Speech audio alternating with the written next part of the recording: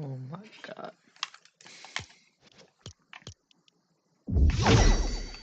The freak.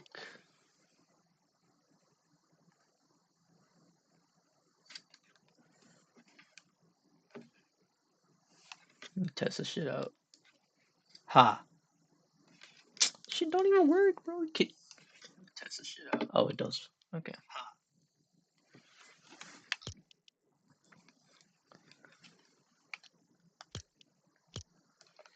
Bro, hands are so cold.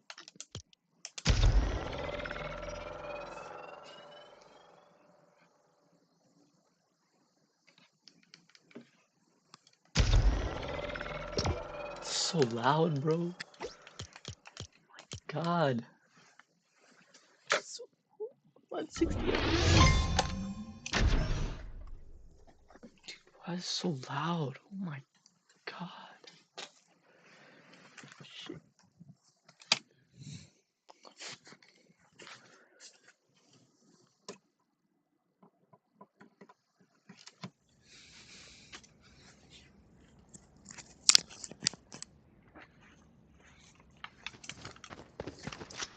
Alright, bro. Change these settings.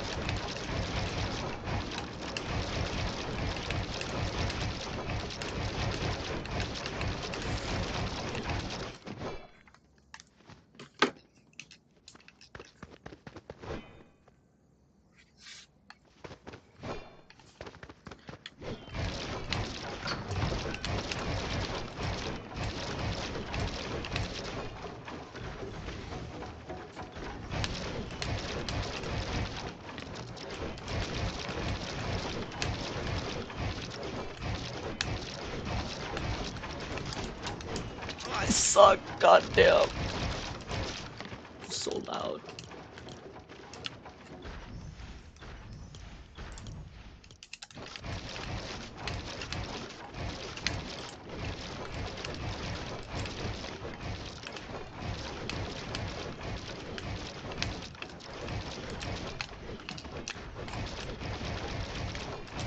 Hands are so damn cold.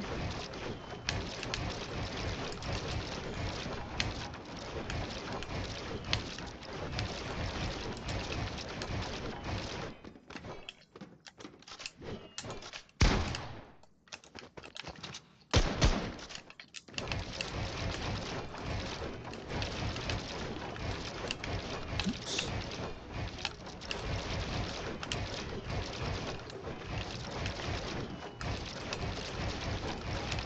Oh, I thought it was the other one.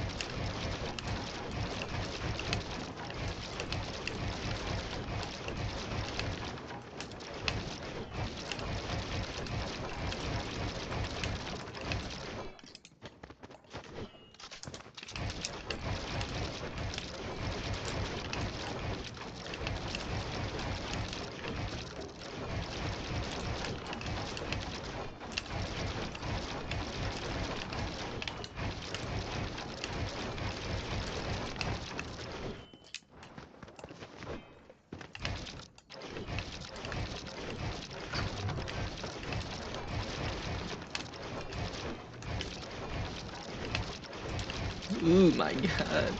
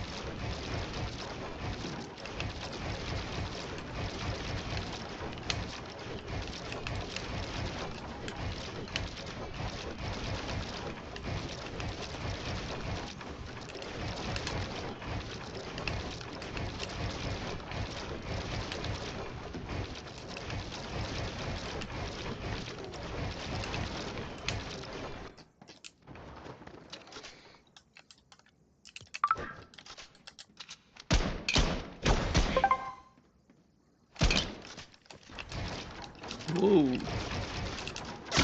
Why doesn't it show my ping?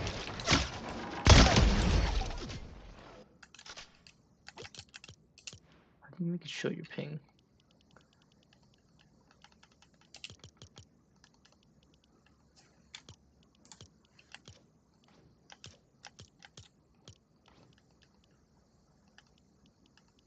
I guess you can't. Ah, you definitely can. How do you show your ping?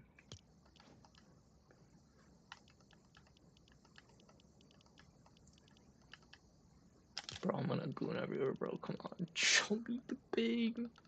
Why is this not on this? My things are tripping, bro.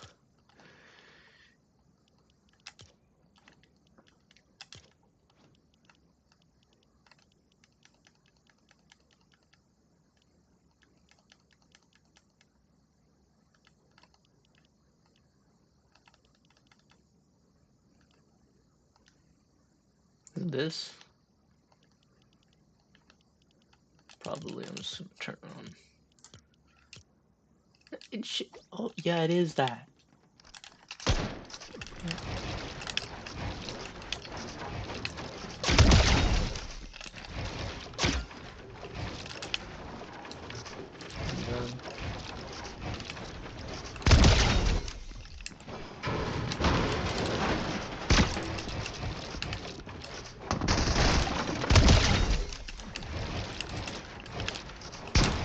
Hallelujah.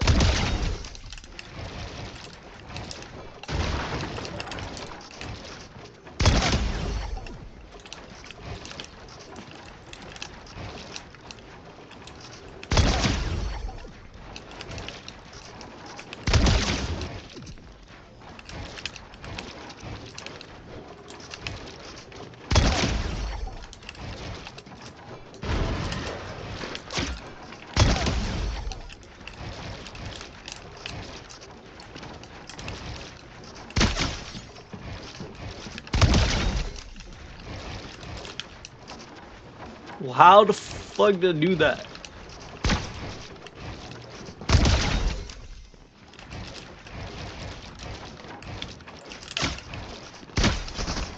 It hit that.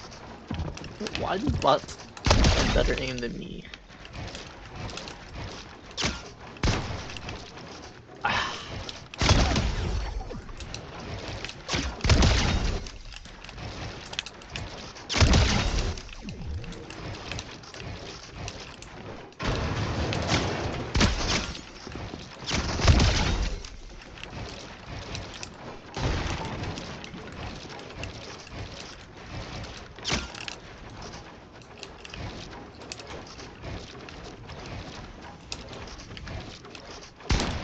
How did I miss?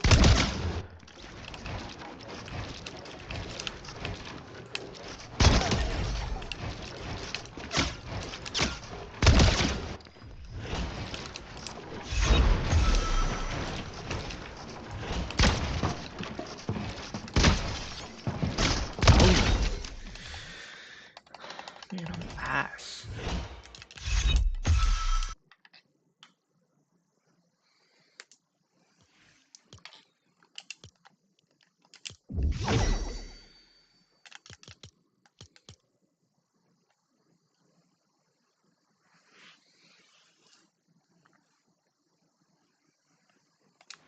Yo, join!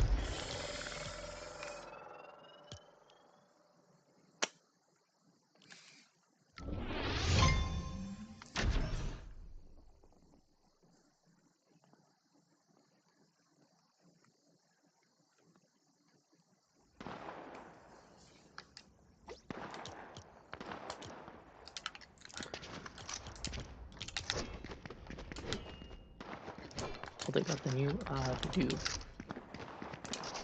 Finally.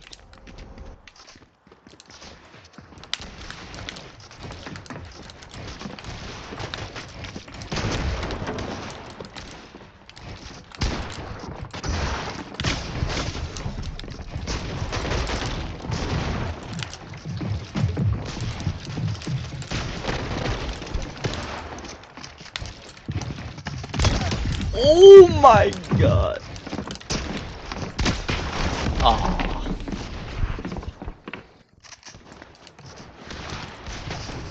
Whoa.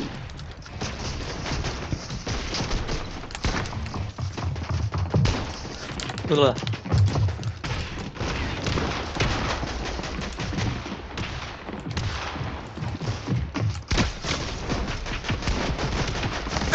Yo, I suck.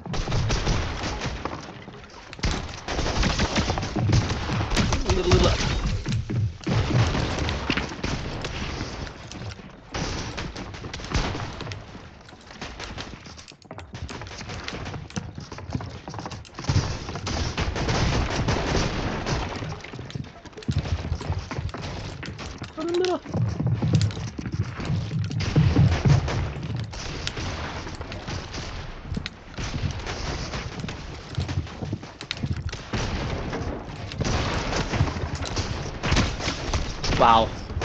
Game is extreme reset.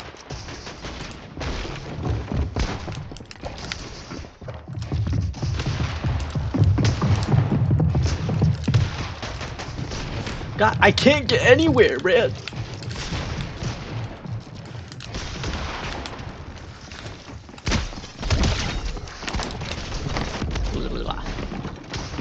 Man, I suck.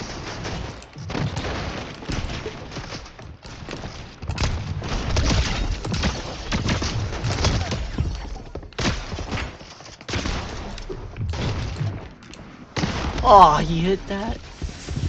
That's so weird.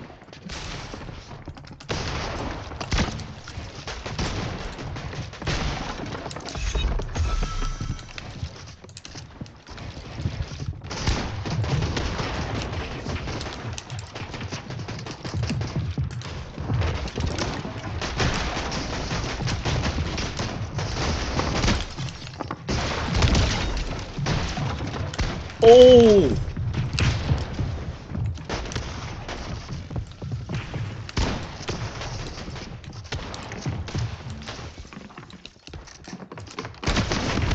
We did that.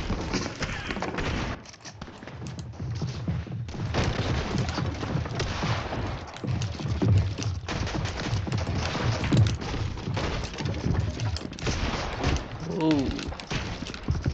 Selling.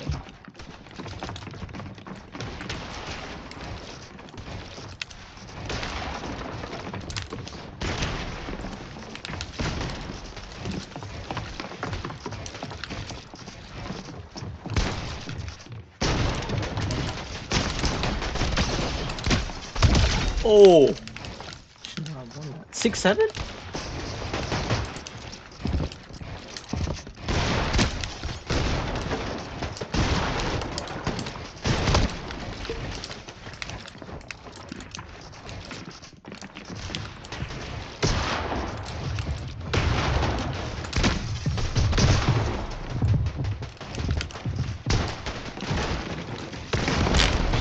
What?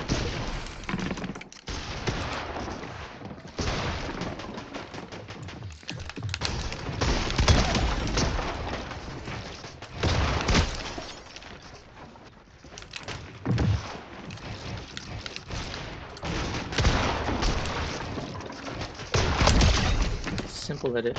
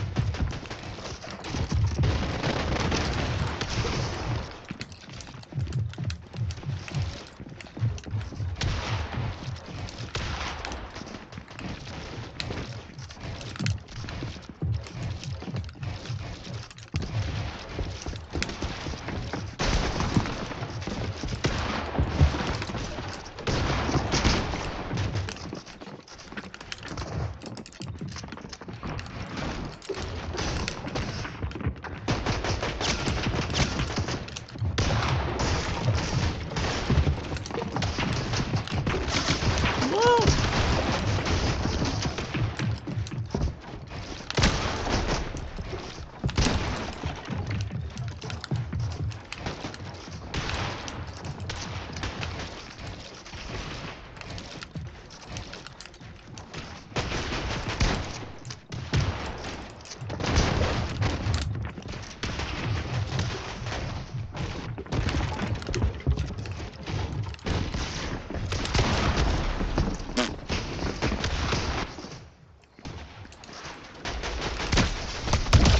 Camping in freaking creative, deadass.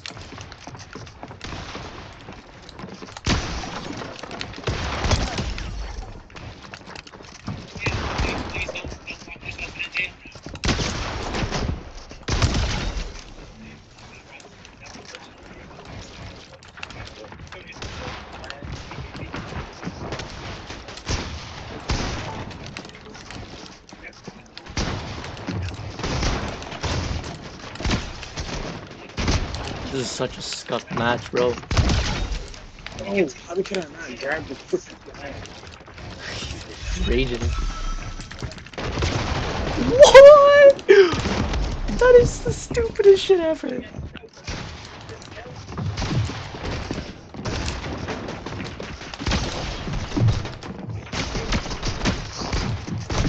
Got me. What am I aiming at? What the fuck?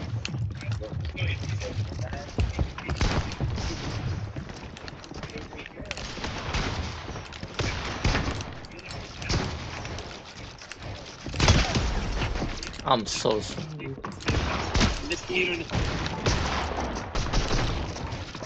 Now, please don't walk yourself into jail now.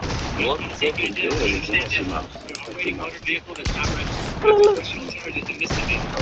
So if these are the fines, they can take you to jail.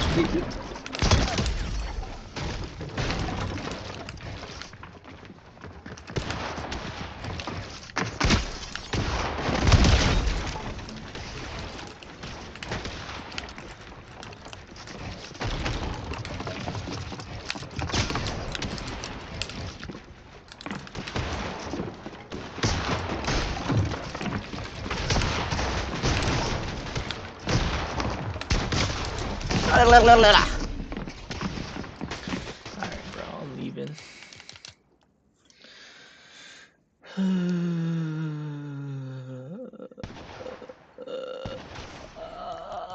Fuck me in the mouth, bro. Like, I can't take this anymore. I can't take this anymore.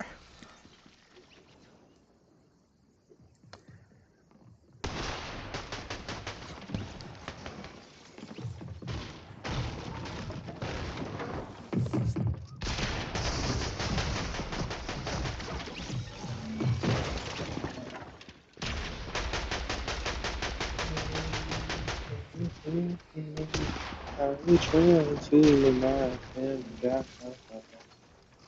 I let you know that every love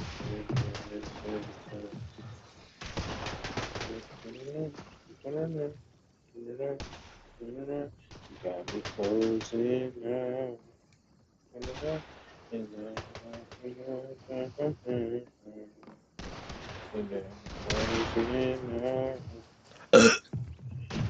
God damn.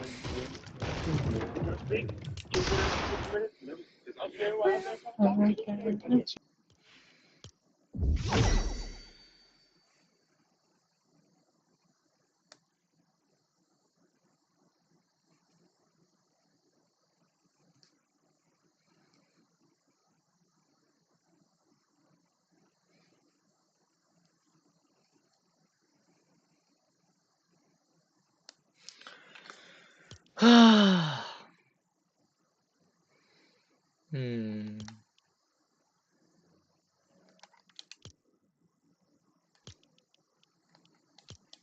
I have to grind so much.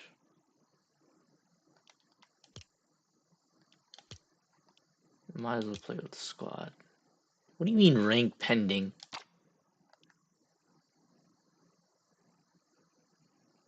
Oh my god.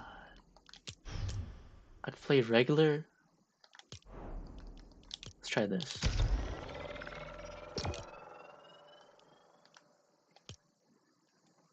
I'm gonna get bots my first game, so might as well do it. It's so gay, man. Why do they do that?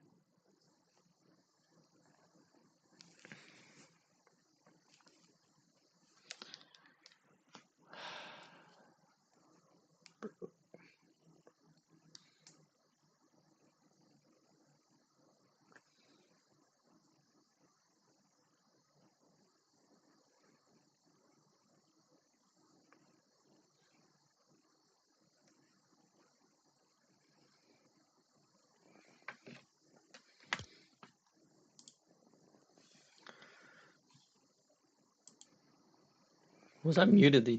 Okay, I don't think it was.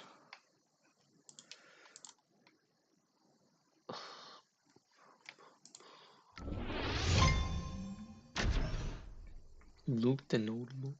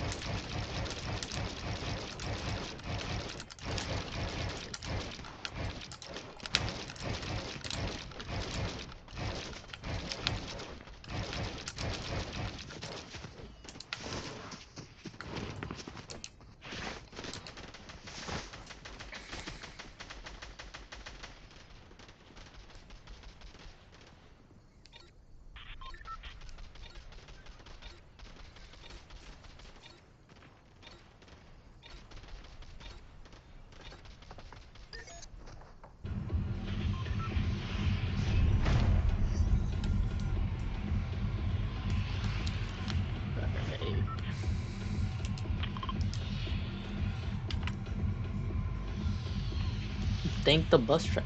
How do you thank the bus trap? Oh, I don't have it, bro.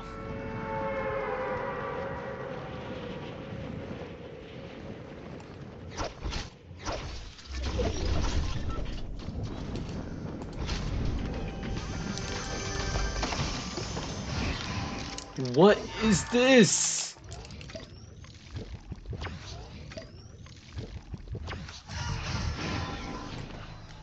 What the?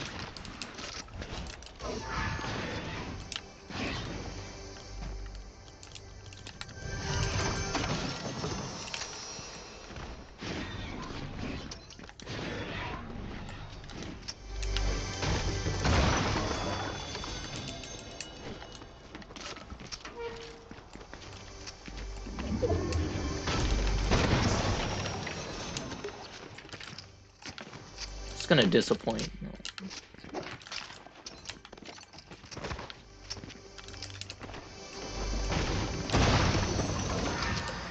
I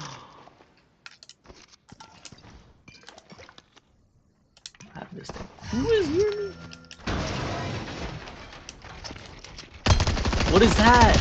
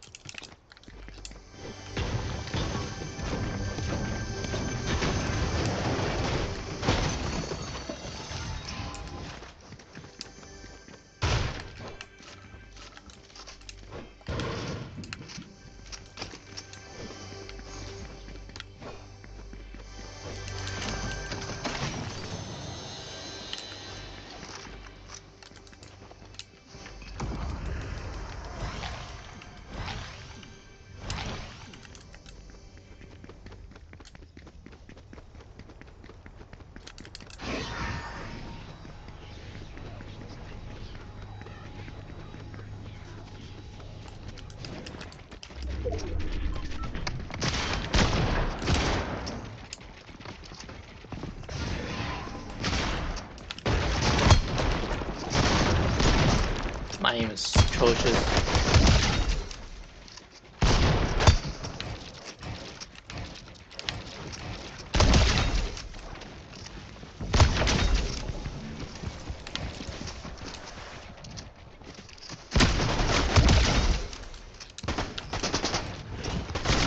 Oh my god.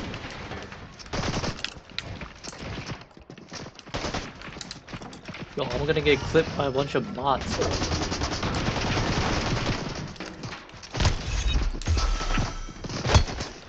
How? He just stole my kill!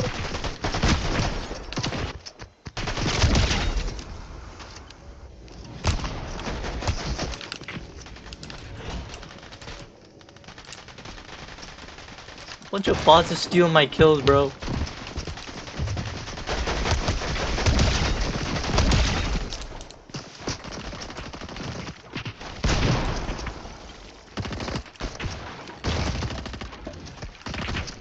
Where am I looking at? Why is no one building, dude? Oh.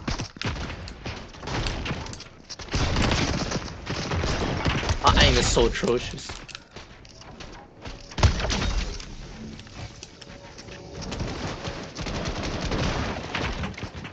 Same as so. Where is everyone?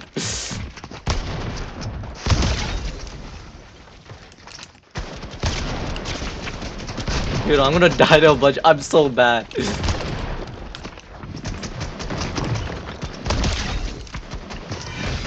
Whoa. This is so stupid. I don't even know where to look. Oh, shoot.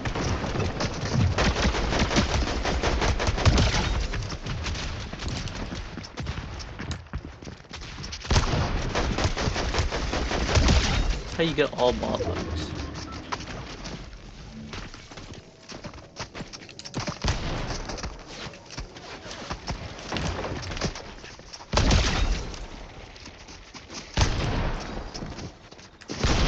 Bro, my aim is so...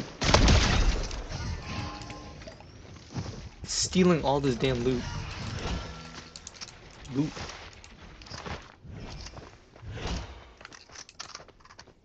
There's definitely more people here, bro.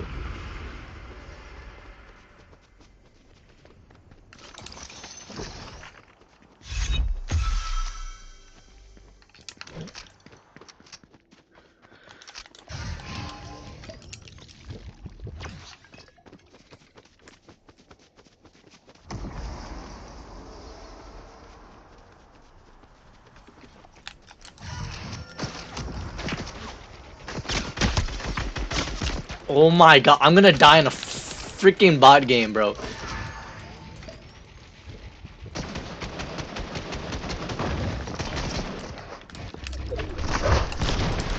Wait, are these guys real? I don't even know. No, they're the same.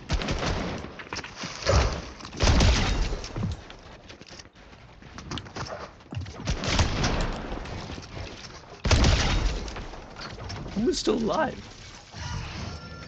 Oh, there's no siphon? That's so weird, man.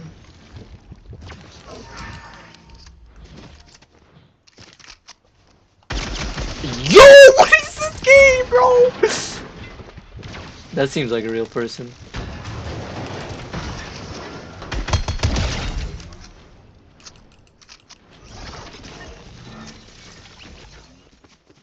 Yo, did no one have any... No heals?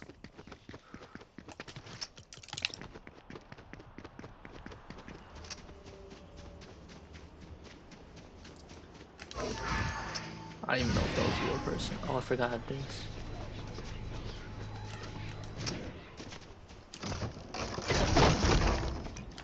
Absolutely nothing, man. What is this dude? Are you dead ass?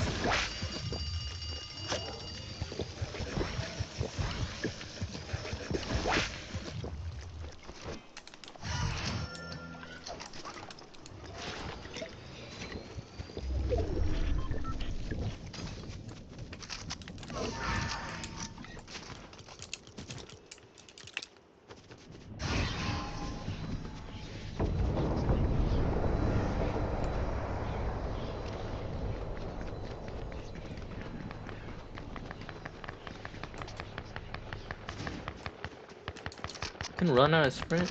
Thoughts. That seems like a real person.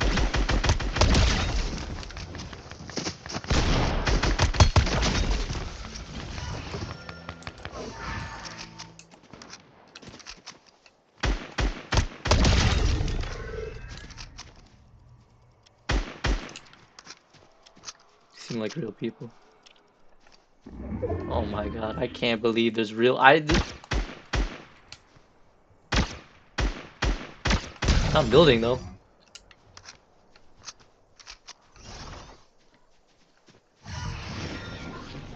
Is that a real? I don't even know if this is real. Okay.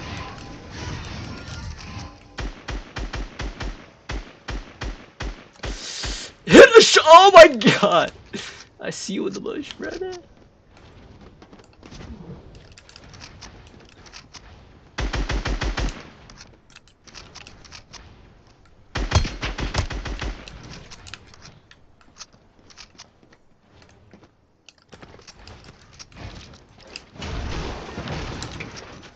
Where'd he go? How the f.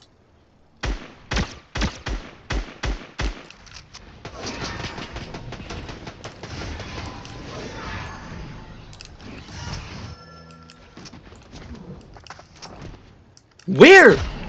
Oh, I'm getting jumped.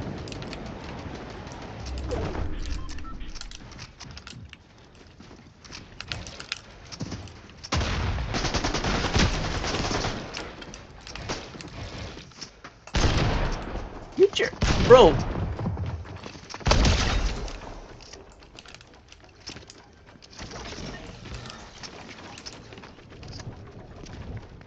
Holy.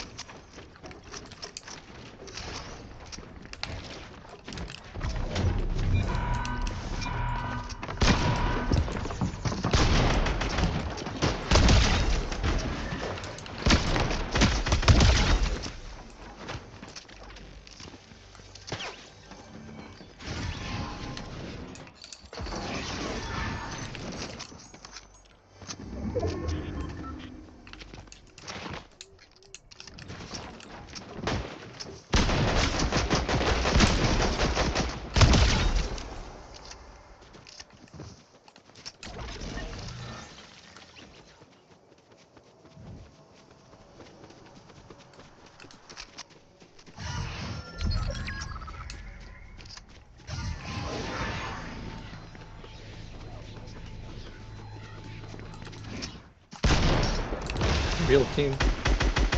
Oh, okay.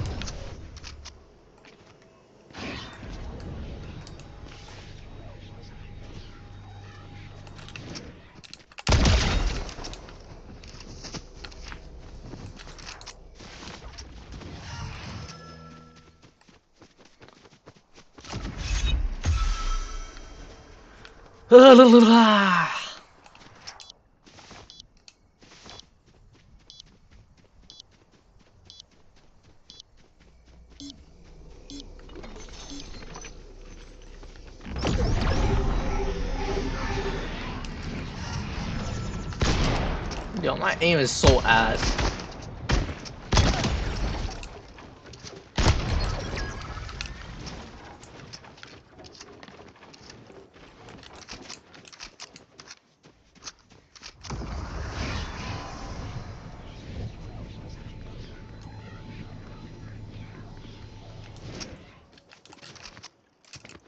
God damn, like, where are you hiding?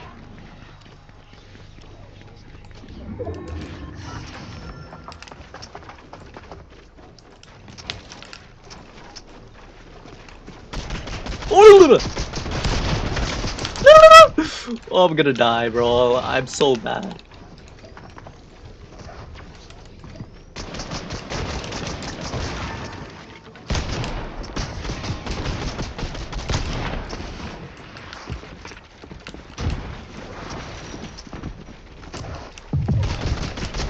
I'm dead. Oh my god, I'm so bad. Whoa, whoa, whoa, I'm playing so bad. These are definitely real people, though.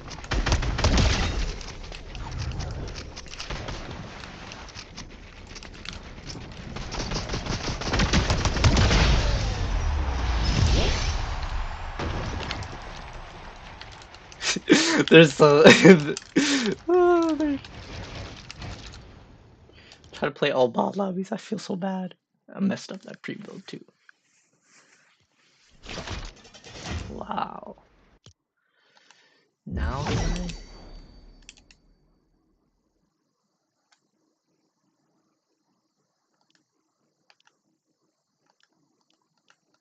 Wait, what? I did!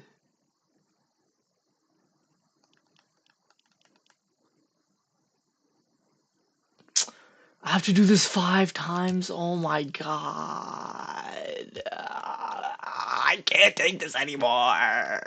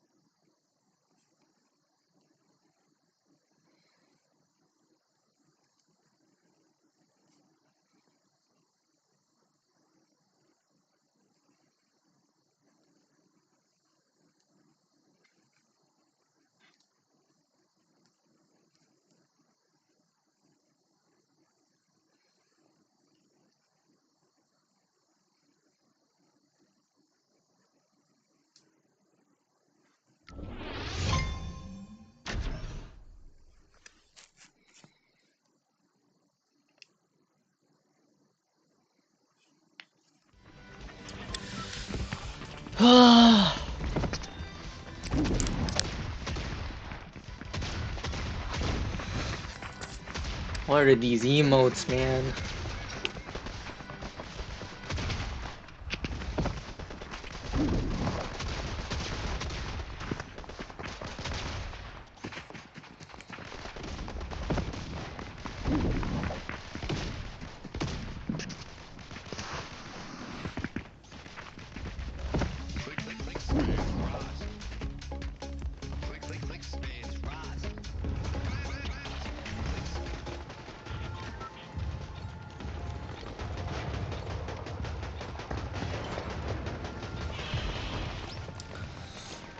I can't take this anymore. I haven't played better. Oh.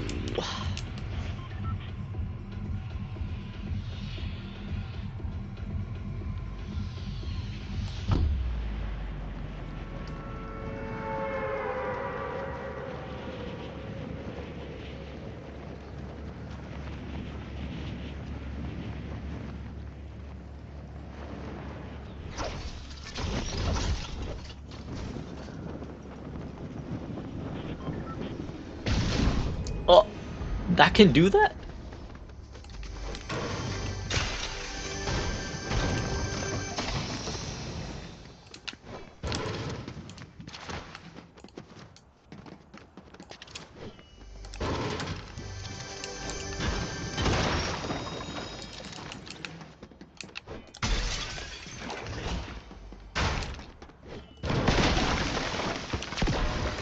I can't take this anymore.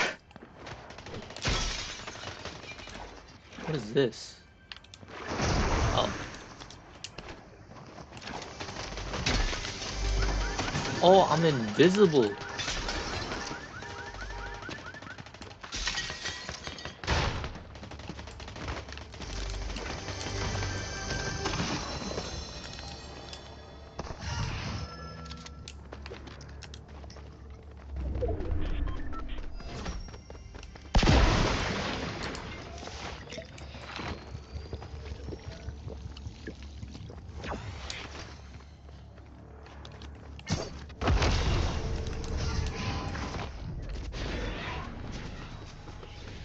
Ooh.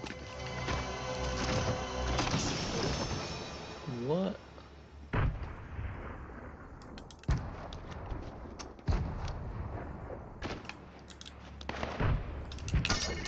No, I didn't want that. No, I need you friggin'.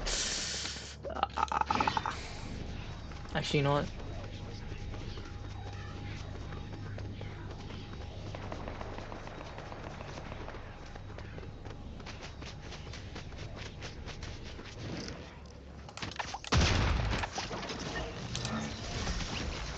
It's a gun.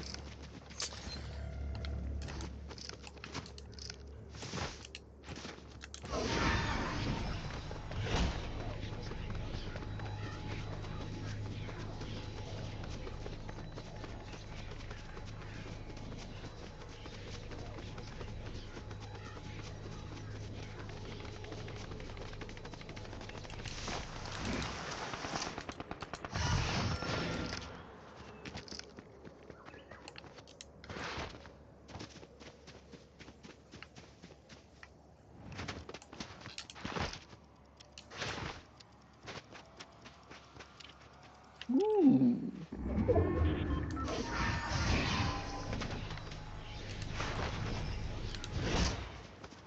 Don't mind if I do.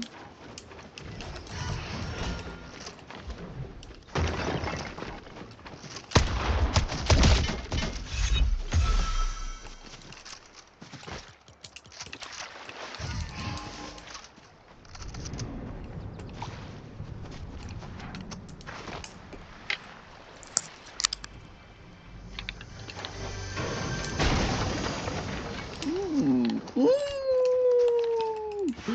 Oh my god, they added this back. Oh, okay. Ooh.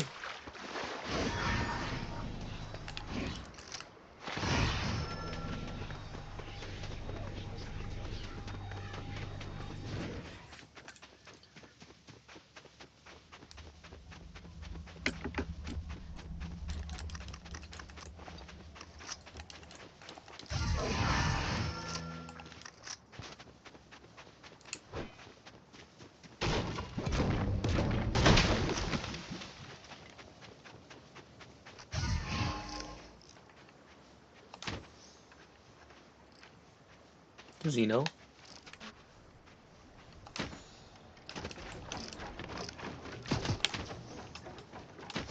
This gun sucks, bro.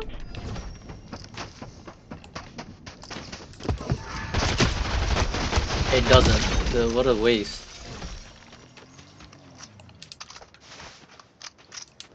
That's so stupid. Why doesn't it even do that?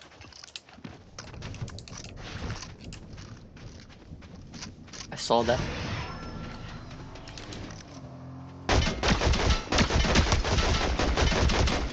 Ooh.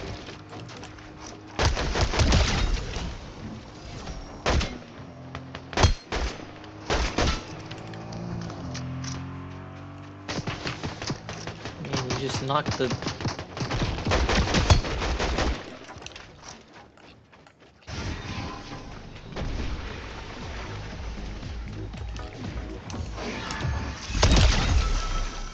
It's kind of clean. Give me that. You deserve this. I can't. Oh, I already have it.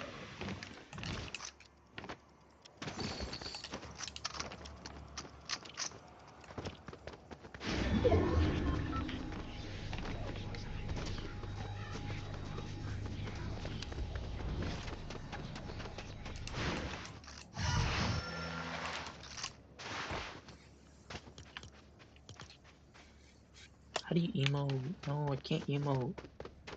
Is it tab? What button is emote? Ah, can't even be toxic. What is this? M? No. N? B? Oh, there we go. Now it can be toxic.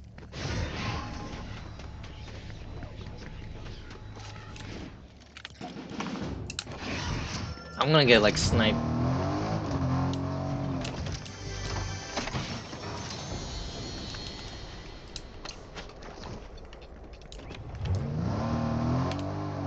I have 3 medkits.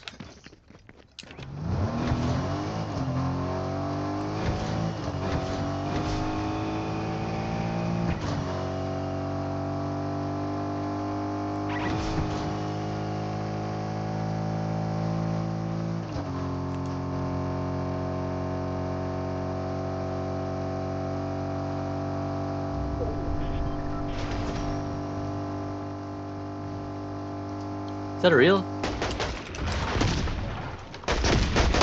No. Okay. They can box up since when? When did? What? When when could they do this?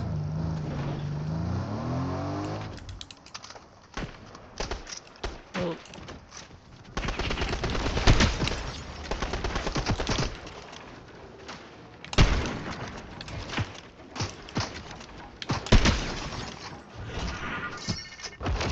he threw that at me?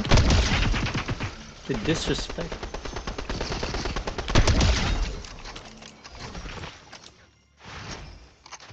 Disrespected by bots, bro.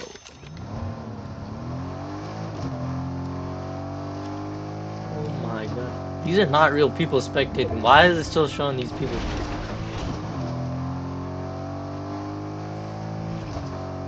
They didn't even need. Why do they show bots spectating me? What is the point of that? Oh,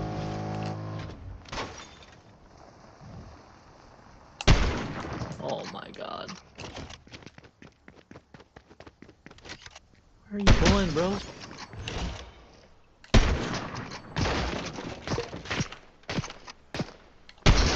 Yo, I might be.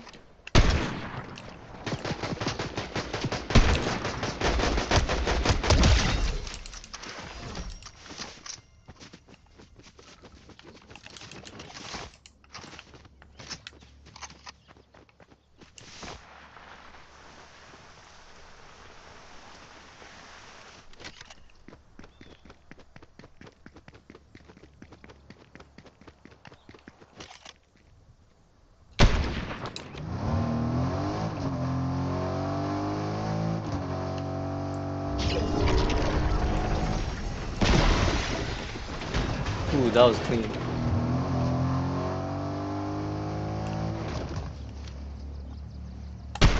Oh, he's got the. He's a real person. I don't even know. Can't even tell, bro. Ooh, another car.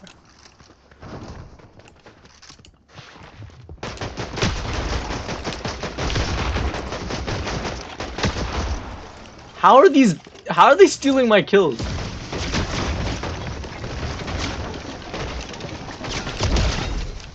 Okay.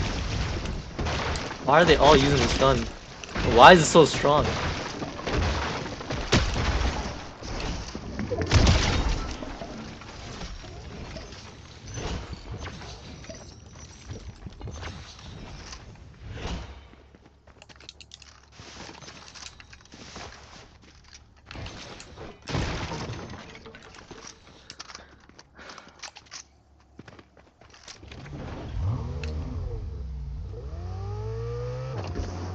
These are not real people spectating me, bro. Why does it show one person spectating? Are they trying to trick me or something? What is the point of showing one person? Like, they're bots, bro.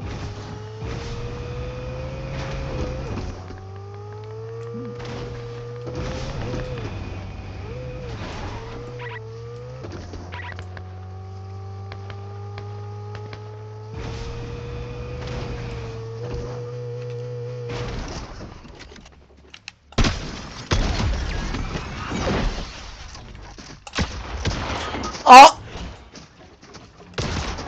No way! I'm actually gonna cry, bro. What was that? Bro, I'm done with this game, bro. Why is it not kill beast? I just want to play like rank, bro. How did I lose that? Dude, I just got one bumped. How do you think I thought it was a bot too. Shoot. I might have I did. This is a bot, I'm gonna ruin it. He's standing still for some reason. But yeah, doesn't look like a bot. Bro, I'm cheeks at this game, bro. What the frick was that?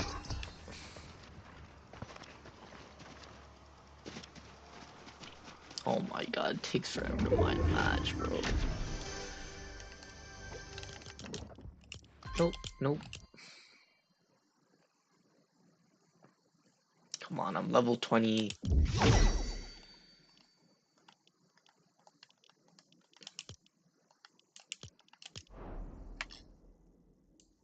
How long? How long? OG. Wait, I should just play OG.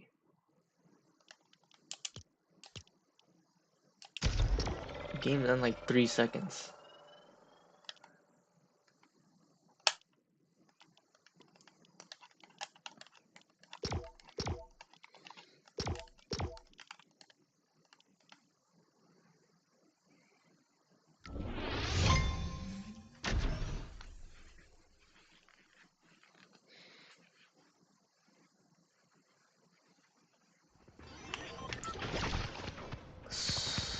Land here.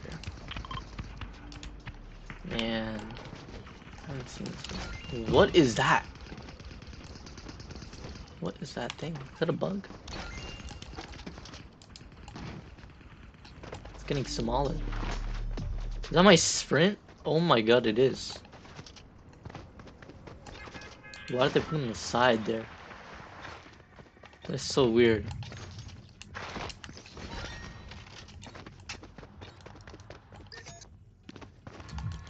How many people? Paradise. Tilted. I don't know. Weapon's gonna be a 40p. Oh, let's go tilted.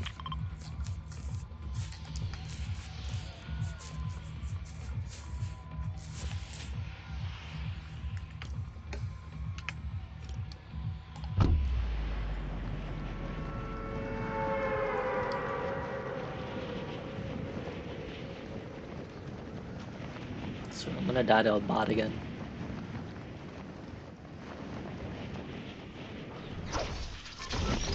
Ooh, terrible. Terrible.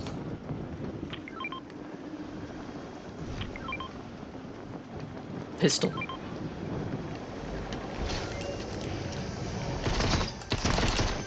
Whoa, what the fuck was that? A spaz? Oh, it's the OG one too. I can't die. Oh, it has this thing. I remember this. Oh my god, I forgot you had that.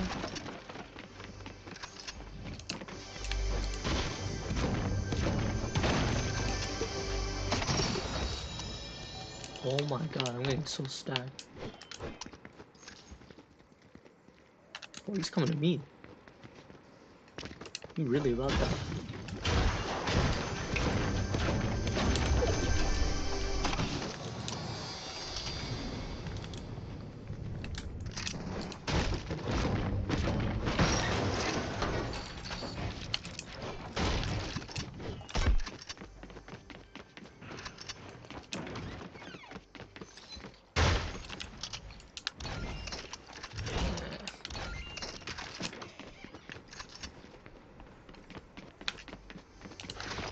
It's so ugly. Why did they put the...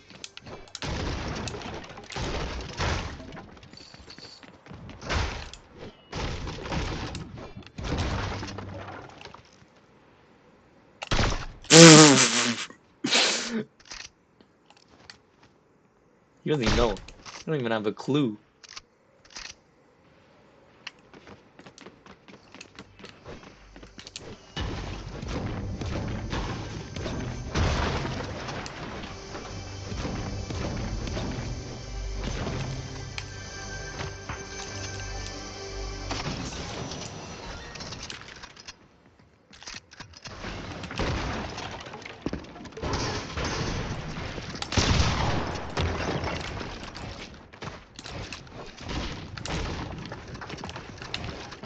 Yeah, don't steal my kill, bro.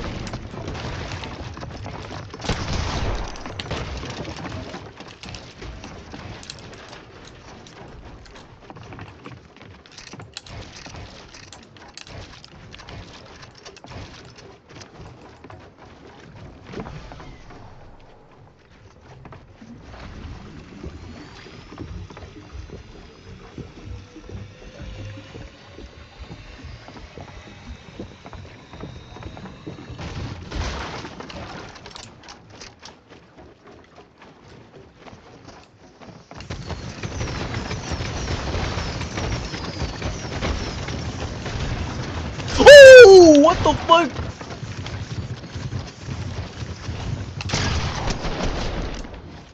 What the...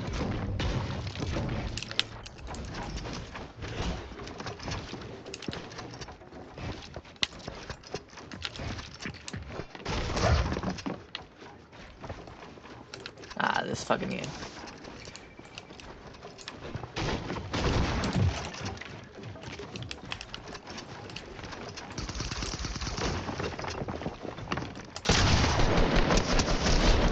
Stealing all my damn loot. Freaking monkey.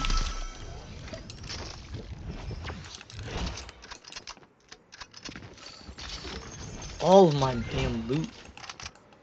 This guy's freaking loot.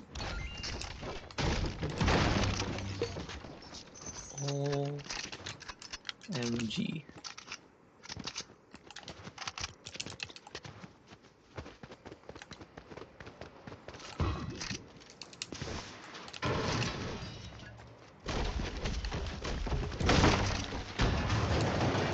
Oh, I don't even have that binded.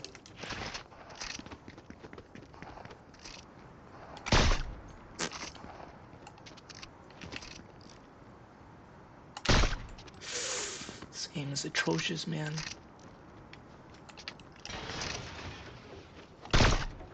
Dude, this, what is this aim? Bro, he's choking my eye. What? Yo, this can't be up. Dude, what the? What?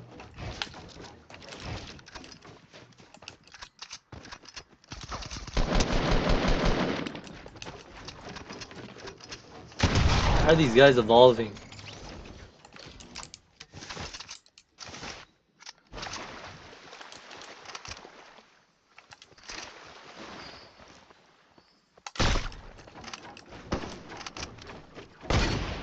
Yo.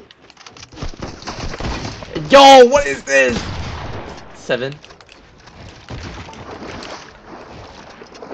What? Where? Yo, my aim is... Who shot? Okay, this has gotta be a real person. Oh!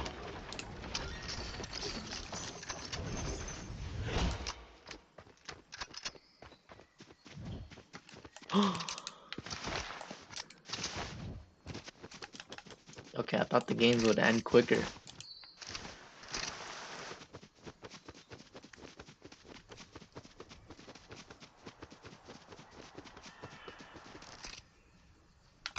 Yo, what is my aim, bro? Alright, come on, you guys see me. Thank you.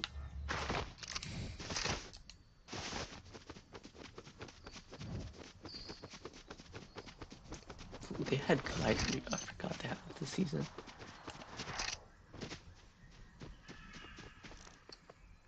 It looks like a real person.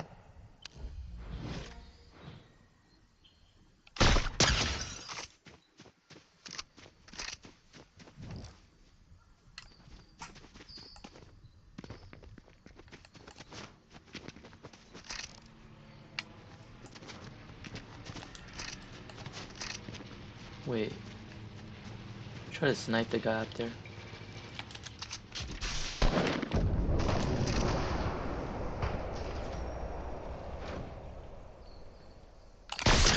Ooh, I got him.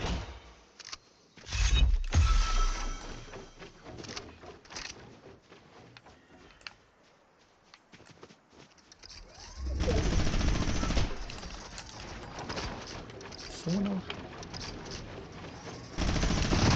Oh my god, he has one too.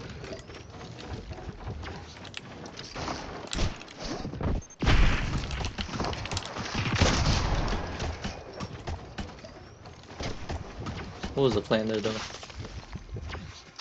Could've. Woo!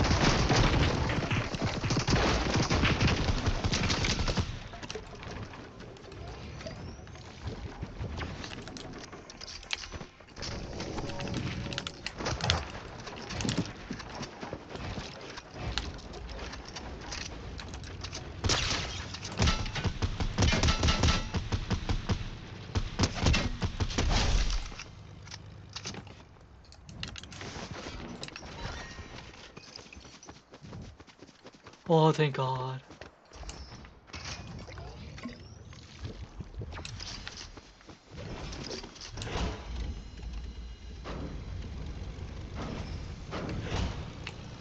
Oh.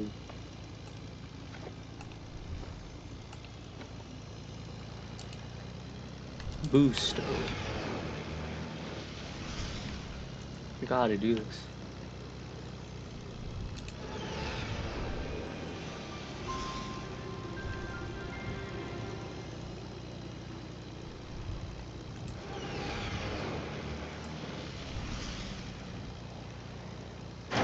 Ow. Wait, I never had this type of battle. Oh my god. That was tough. Oh.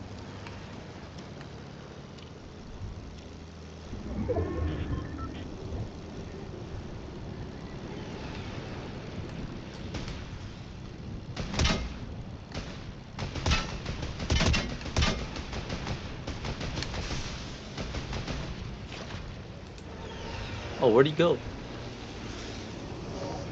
Oh my god.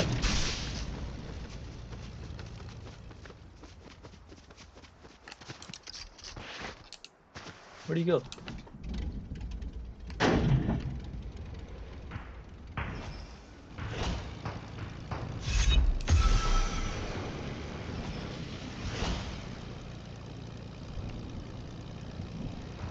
Dude, can they increase the FOV of this?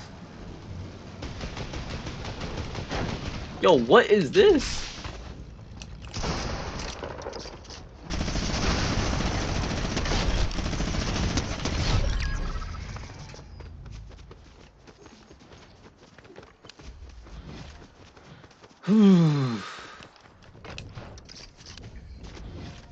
Where'd he go?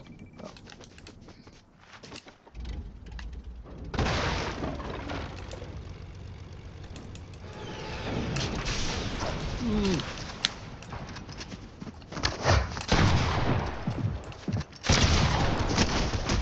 Whoa, aim.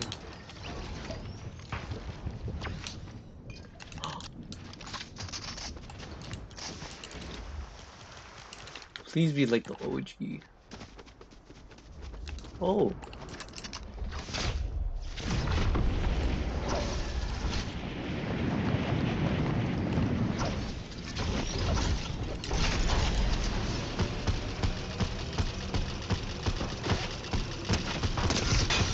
This guy, definitely not a bot.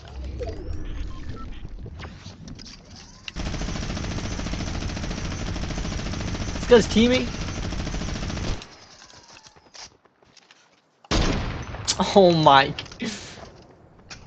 Can't pick this trash ass A, bro. What is that?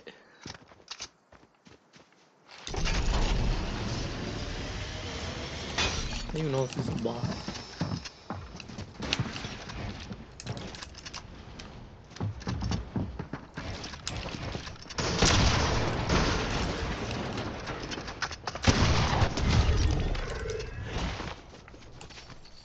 Planting.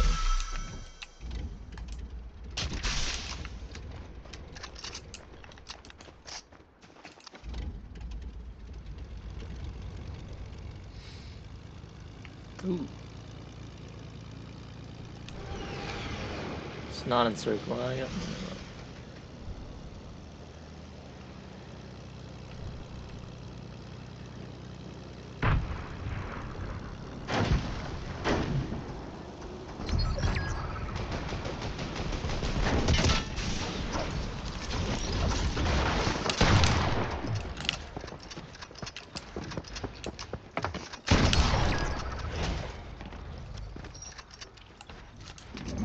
Ooh. Where is it? Where is it? Where is it?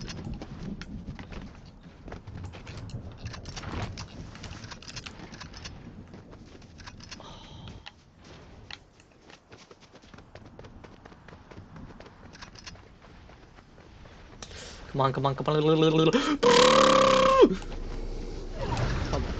whoa, whoa, what the freak is that? Come on, come on, come on.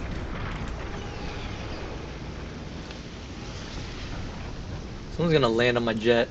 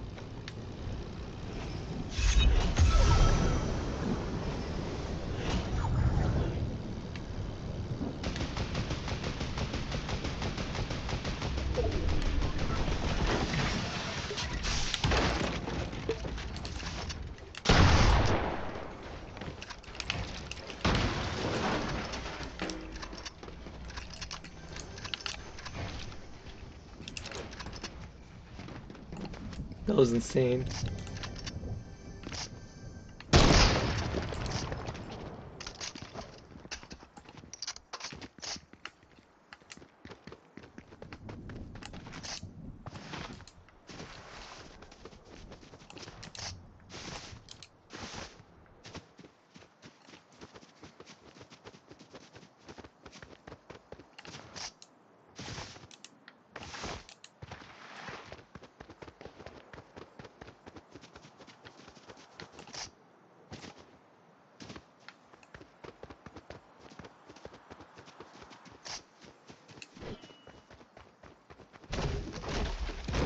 I'm gonna die to storm. Shoot.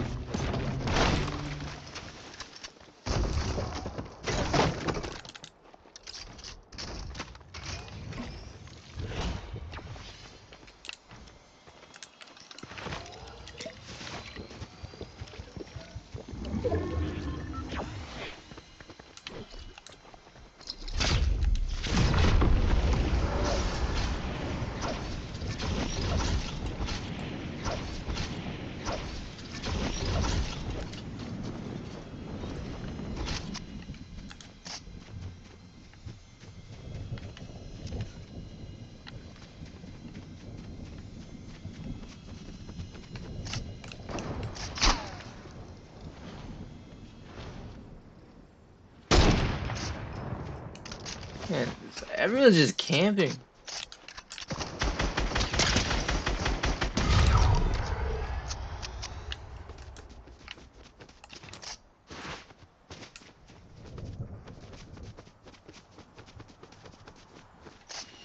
We dead ass.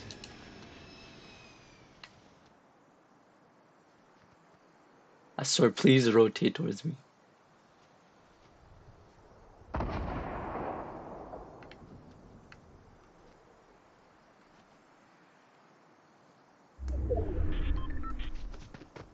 Both gotta go.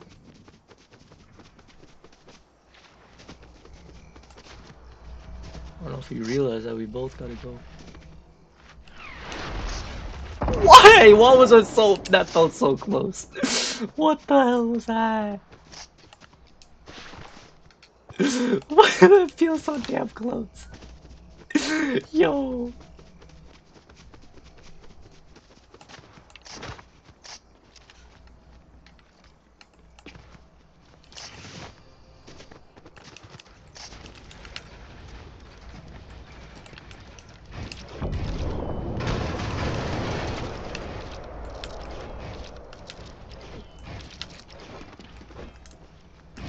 Yeah, now you gotta go.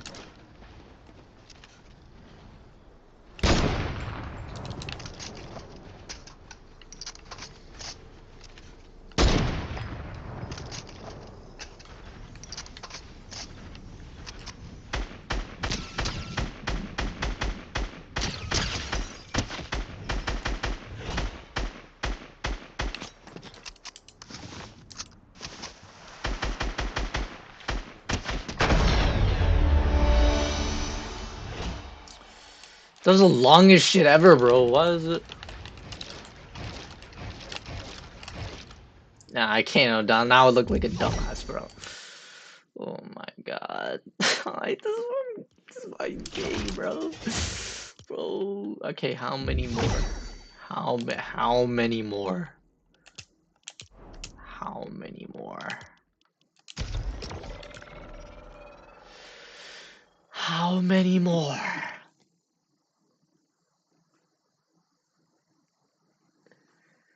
Oh my god, reload is gonna take. What game mode takes like the least amount of time? Blitz. Oh, how many people are in Blitz? I'm playing with 6 people. Wait, I'll play with 6. Then I can clear a lobby easier.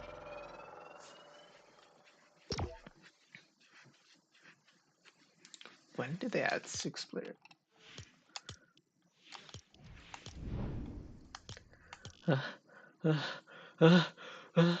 Achoo. These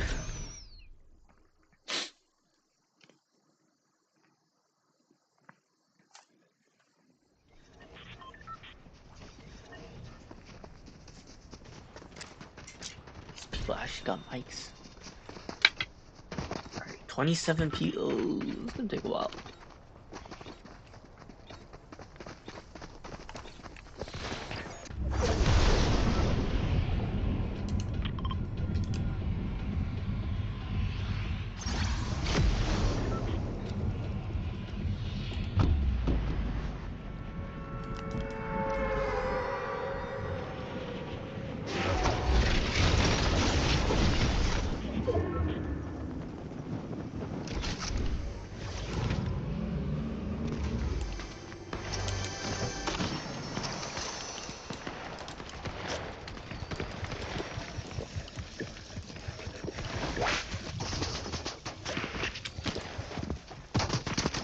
Teammate, what are you doing?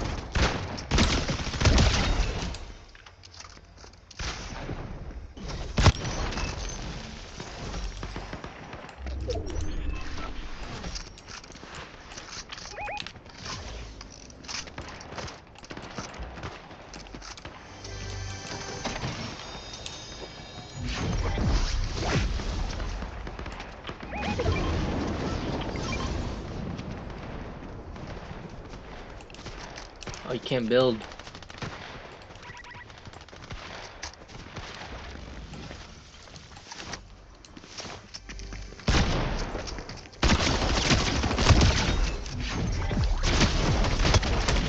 Oh shoot. How are you? Teammate, come on now.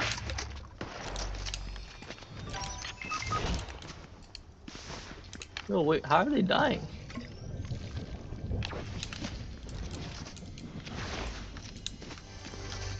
Oh, can't build.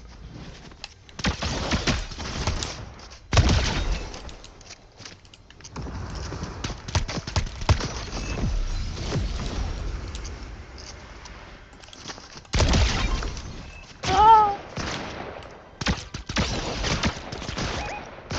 Yo, how is that doing so much damage from there? Come on, team. I'm so bad. Yeah, teammate. No. Come on now, please. I'm actually trash. Yo, yo, thank you. Oh yeah, you can. Yo, throw this down. Yo, throw this down, gang. Throw this down. You can. Oh, okay, yeah, now you got this. You got this. Got this. All right, bro, get down, get down.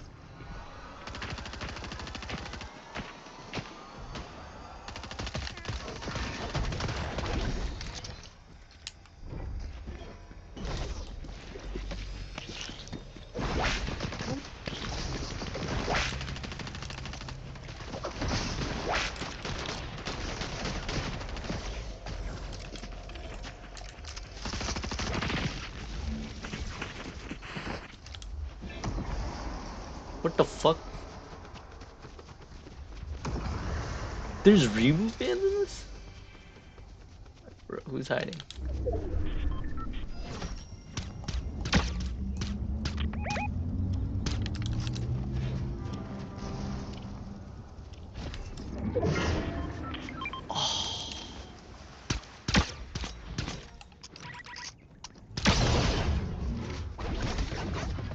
Wow, team, I see others steal my kill.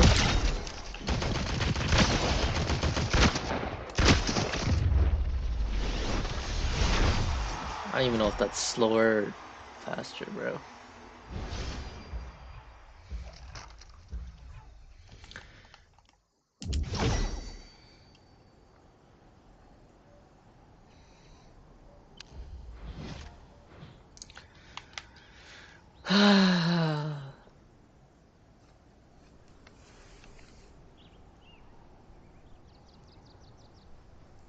Why do you need a flame edit?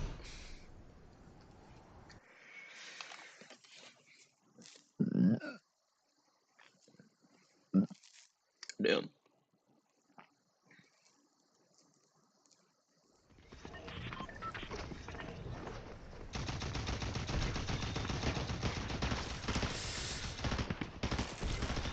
Dang. These are all bots, bro. Wait, my whole team bots? Yeah, wait. Probably all bots. Alright.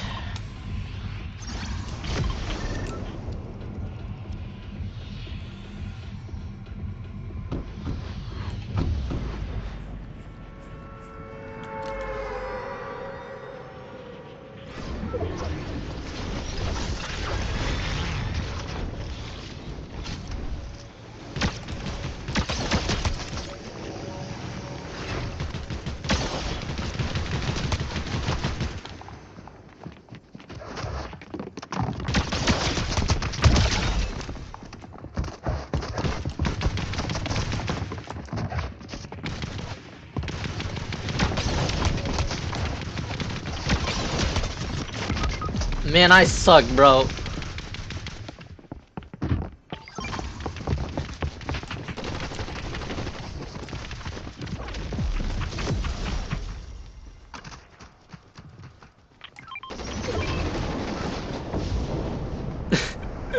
My garbage ass is trash, bro.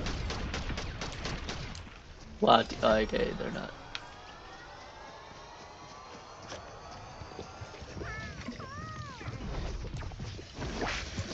Need the ammo.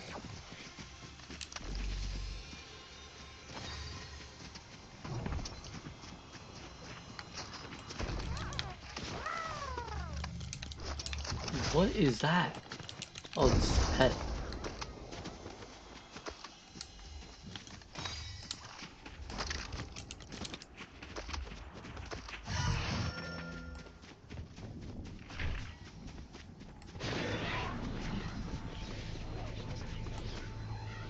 There's already 5 people left. No, there's 18 people. That looks like a real team.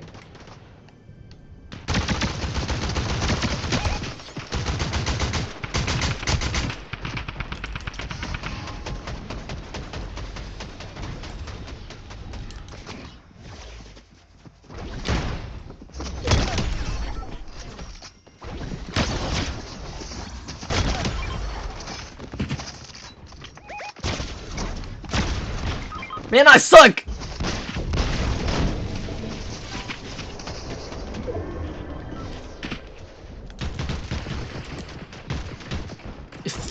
No, they do that in a minute. I hate zero build, bro. This is ass.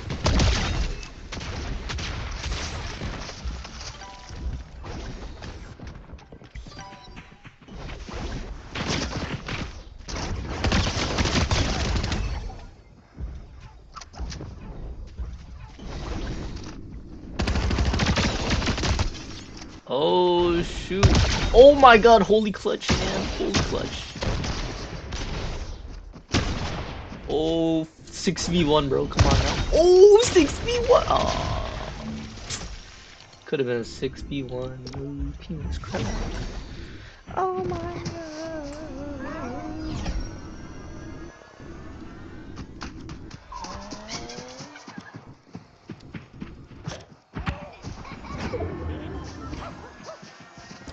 This is gonna take forever, man.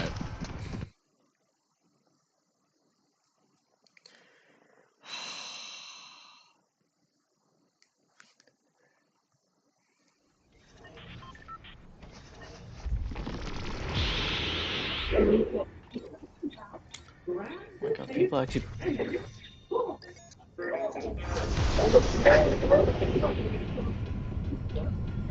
My getting started. Come on, guys. Come on.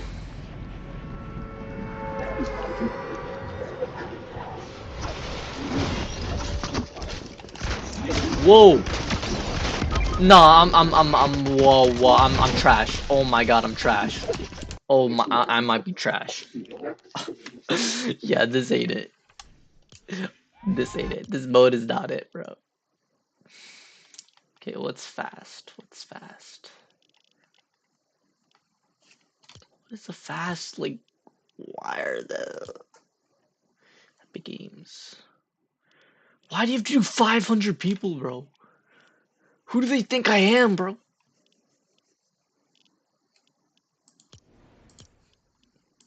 Wait, I'll do squads. How many more people? How many more?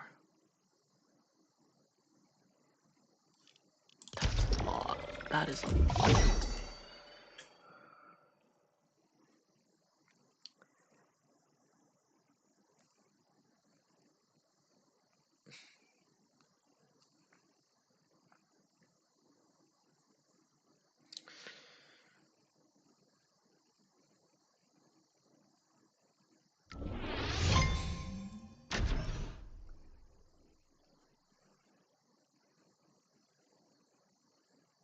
Fortnite.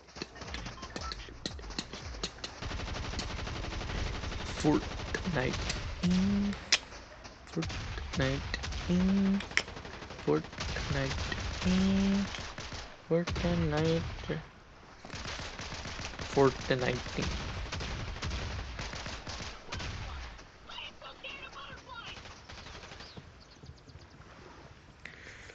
Fortnite.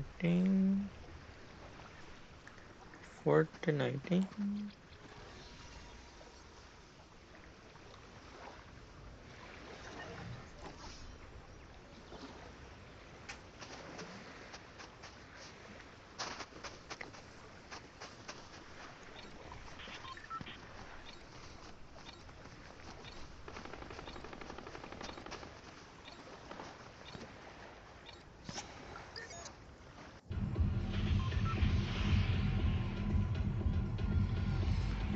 Yo, why is...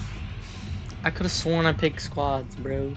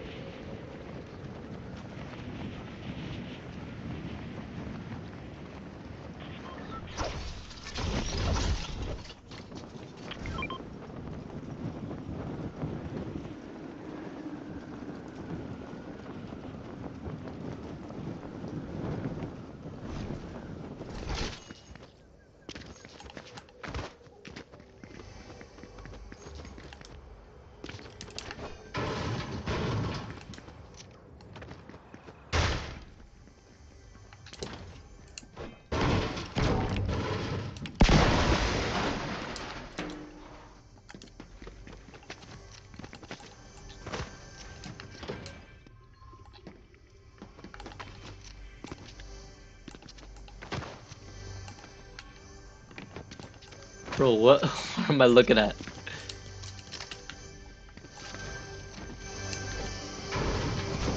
In here? Whose idea was it? Put it in here.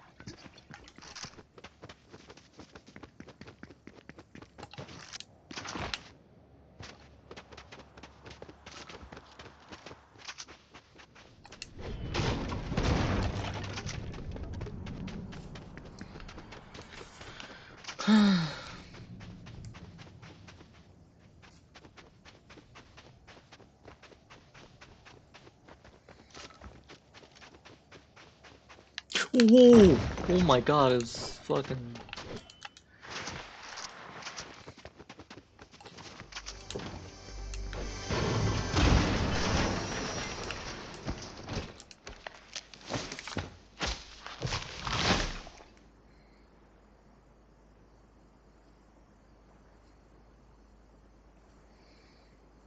Who's. Ooh.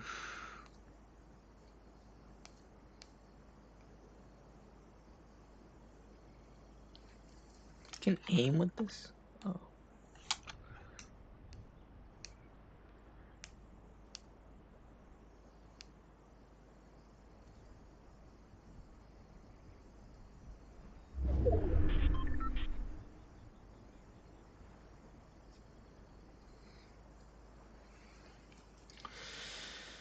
Man, I'm gonna.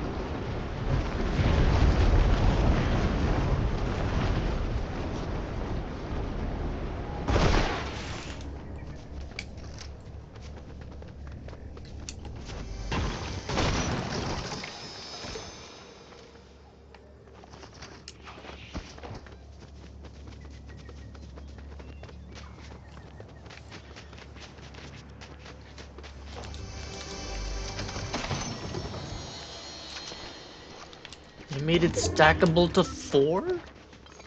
Since when? My bush is gone. Wow, looks.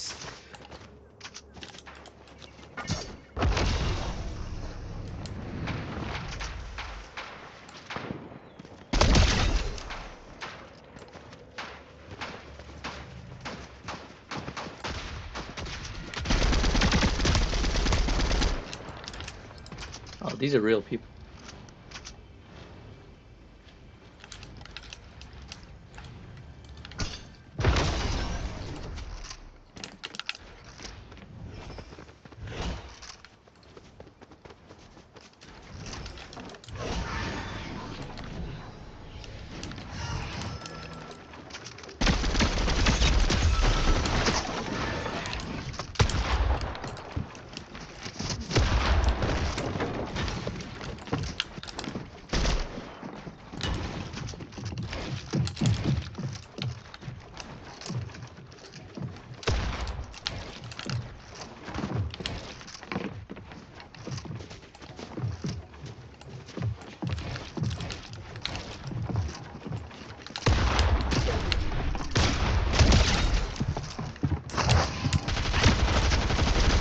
I'm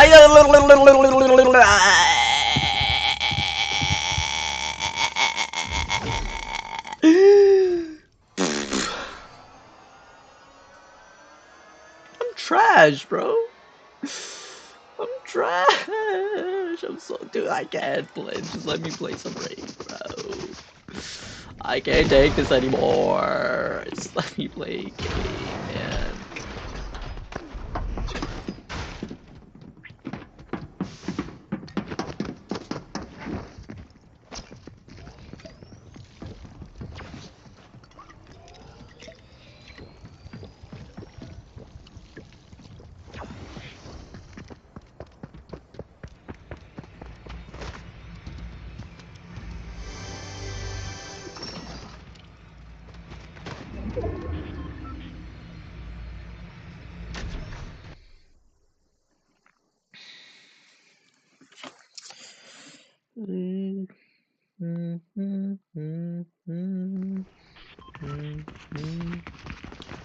Now it gives me teammates? This is some bullshit, bro.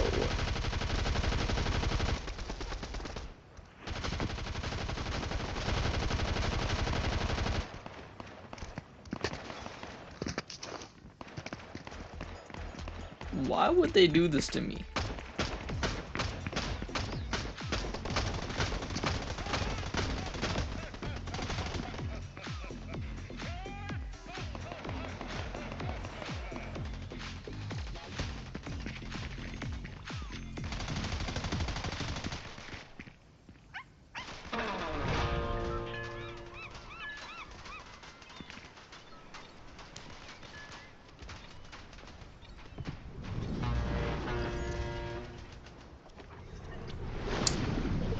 we're doing like this.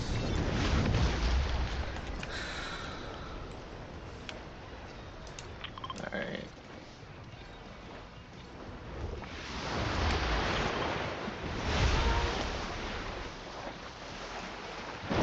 Hello?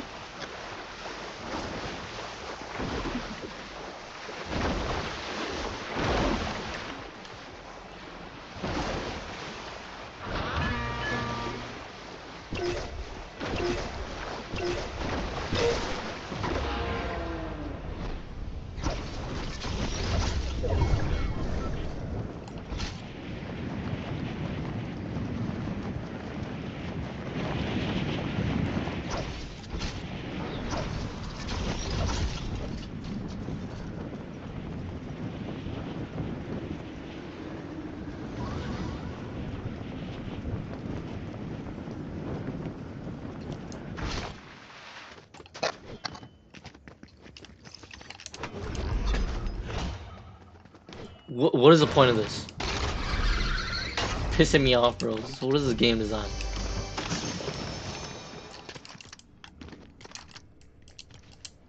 God.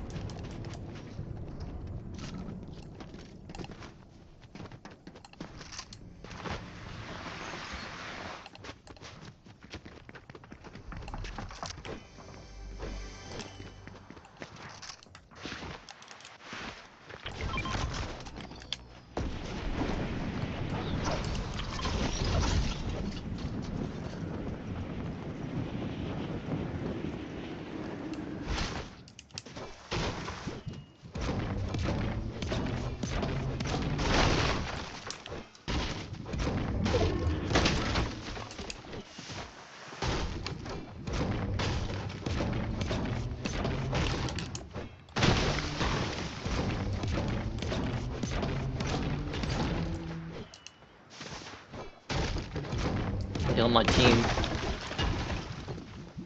Yeah, I should probably help him.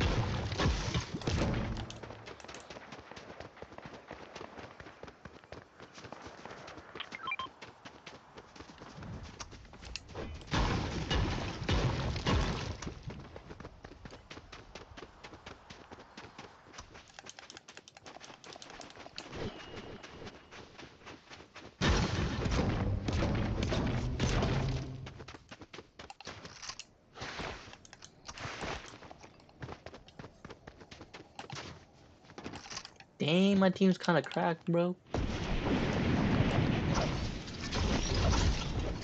Damn, boy, you cracked up Fortnite.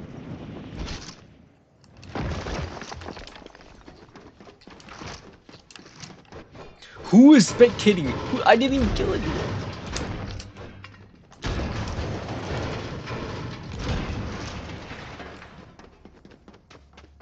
What are they doing over here? Y'all know storm's coming, right?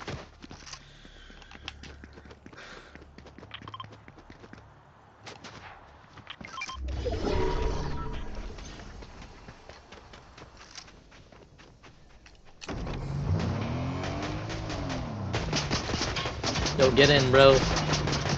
Yo, you. Oh my god. Damn, boy, you cracked up Fortnite. Damn, boy, you cracked up Fortnite, boy. Yo, what are these? Yo, get in the. Do you not hear this big ass?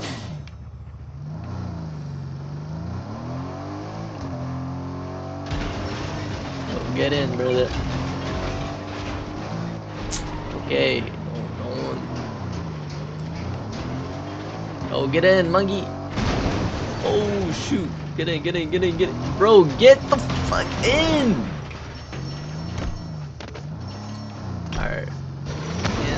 useless ass teammates, bro. Alright, I gotta kick his way in. Oh, perfection.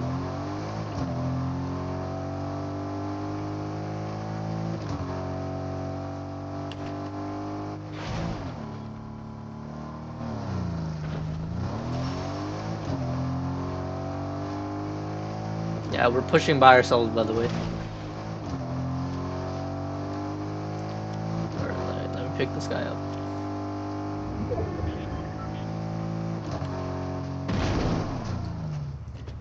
God damn.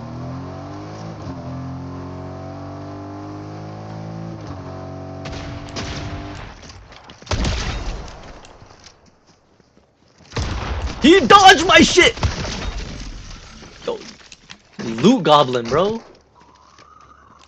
I'm gonna make sure you die. Oh my god.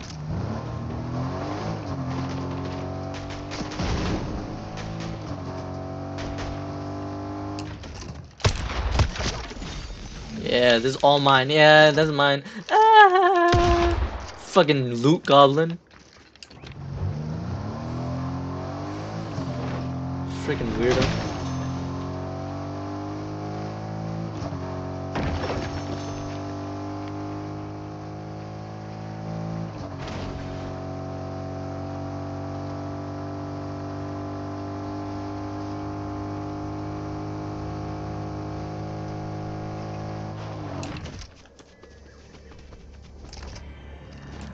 What the fuck is this?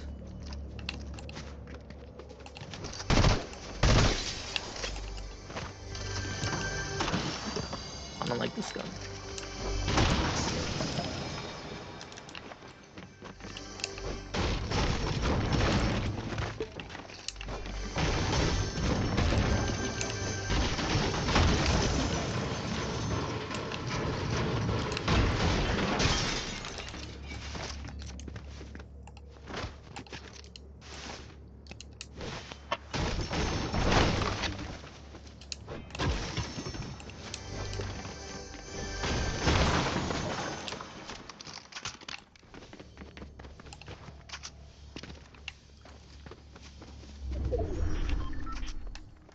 He's juking my ass.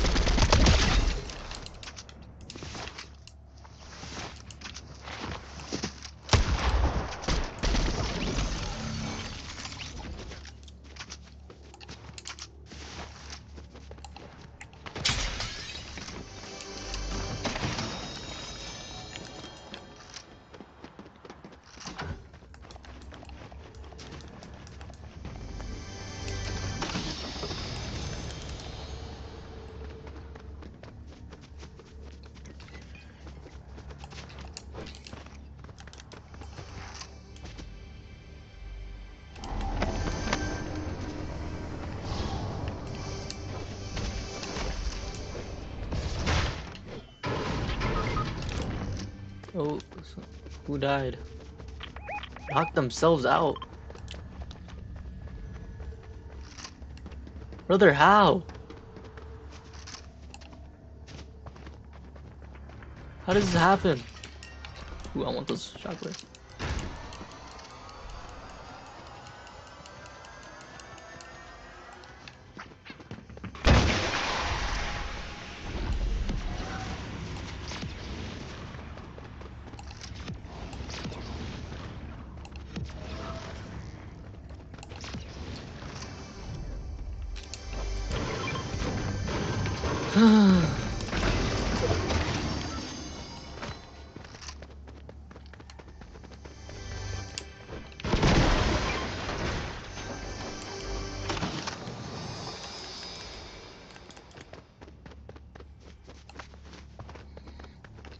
God, why do you have to play so many games? I just want to play ranked. Oh my god. Fucking old match, like 30 minutes, and I have to play 3 matches. Like,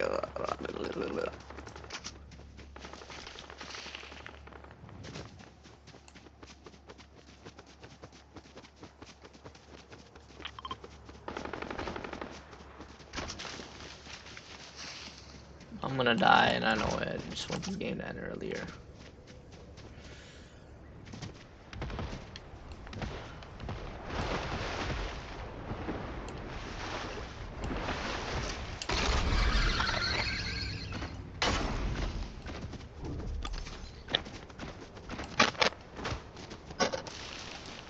This is a shitty ass microphone, man.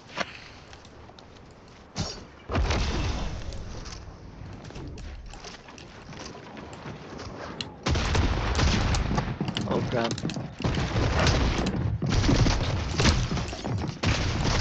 What the fuck am I looking at? And he's gritting. Oh, I can't take this anymore. Oh my god.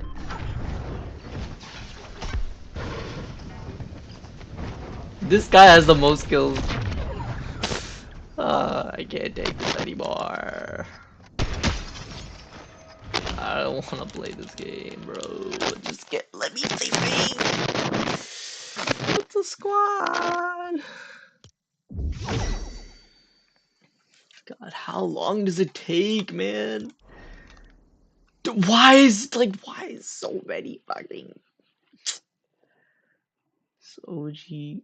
Oh my god, like one more game. One more game, bro. Don't play the solos.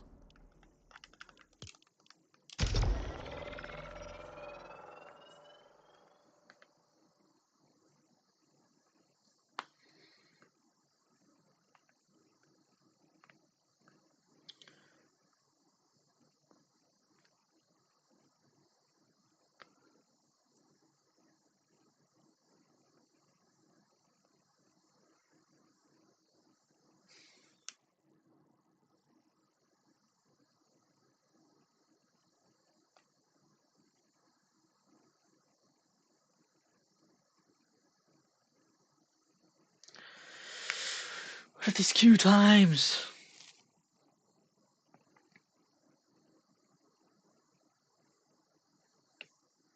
Come on, just one more game. Why does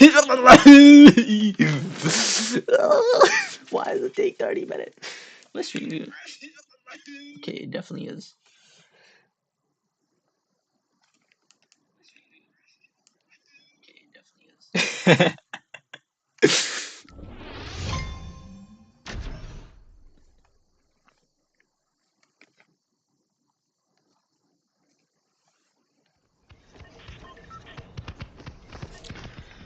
Oh my god. So studios.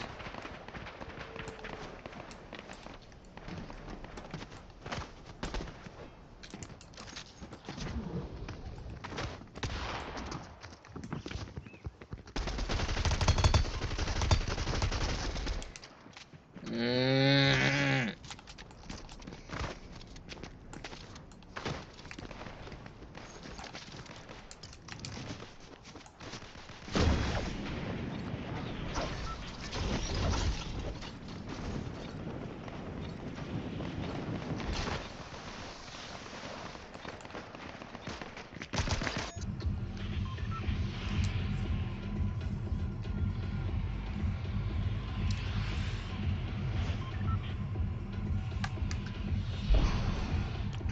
Ooh. Ooh. Thank you, bus driver. Thank you. Thank you. Thank you. Thank you. Thank you. Why did I land so high? Okay, I guess. Yeah, look at that shit! How? Oh my god, these guys got the best drop in the world. Take that though.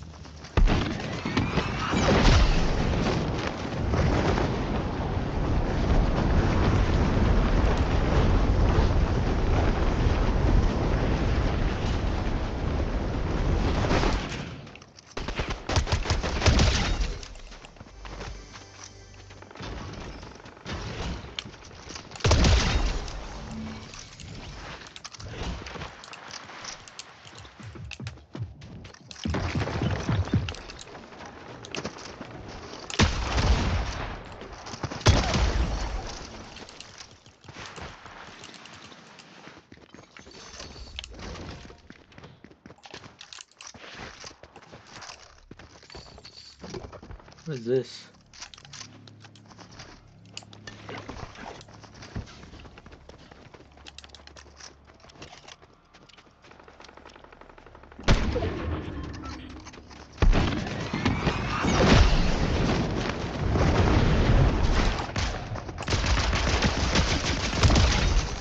Okay. No.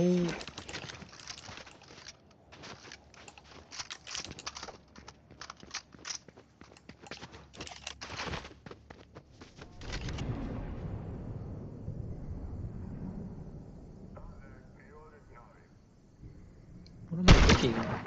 Oh, that's an actual. Okay, I thought.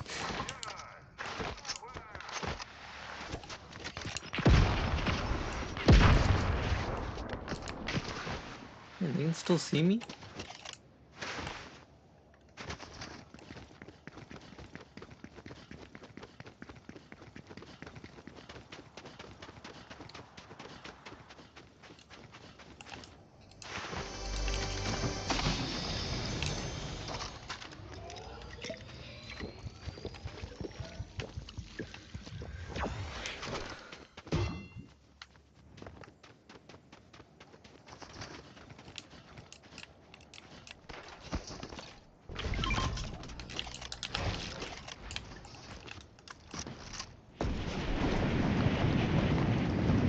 What is wrong with the animation?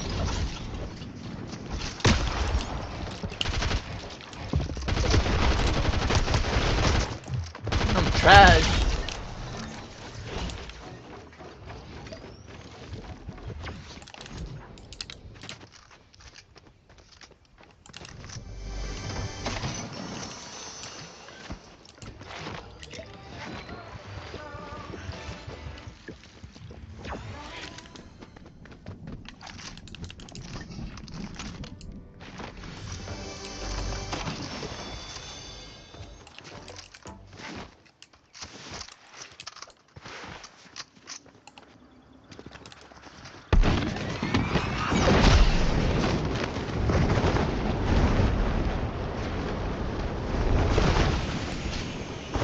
Oh, that was so clean.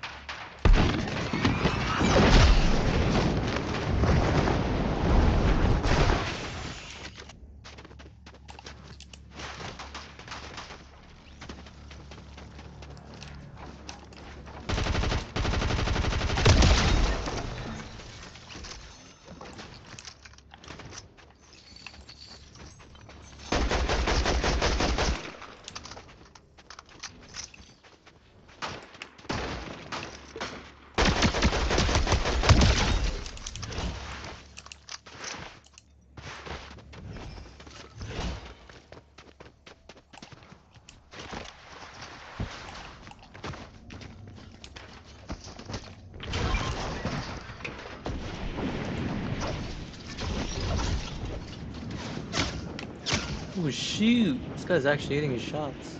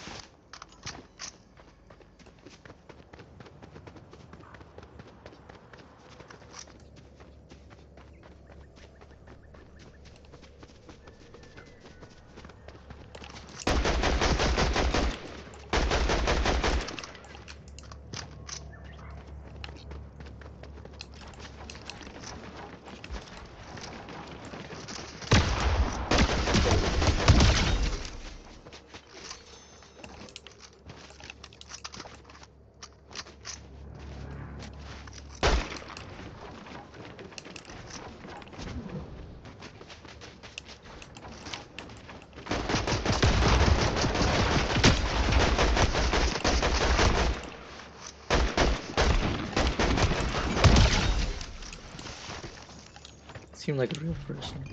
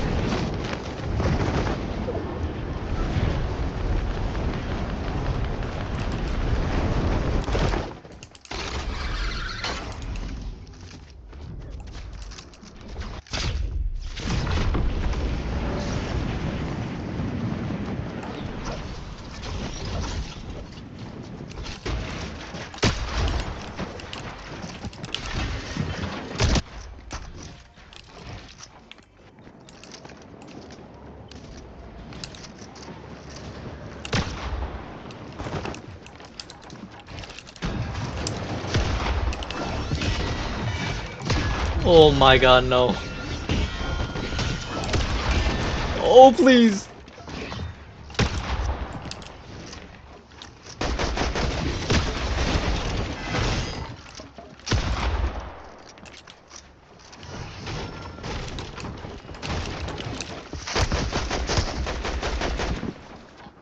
What is this aim?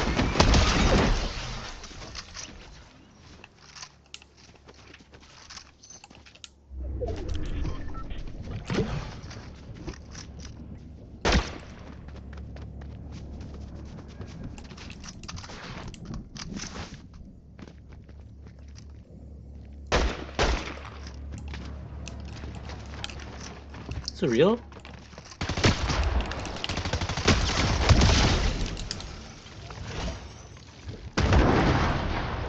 What the fuck is that, bro?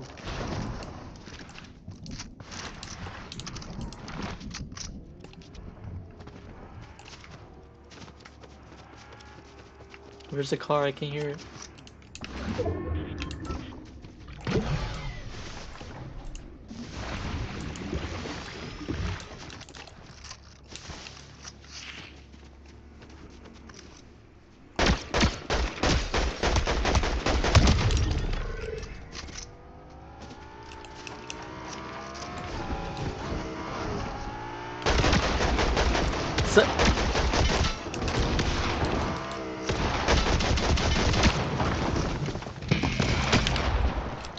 Oof. Man, my aim is so ass, bro.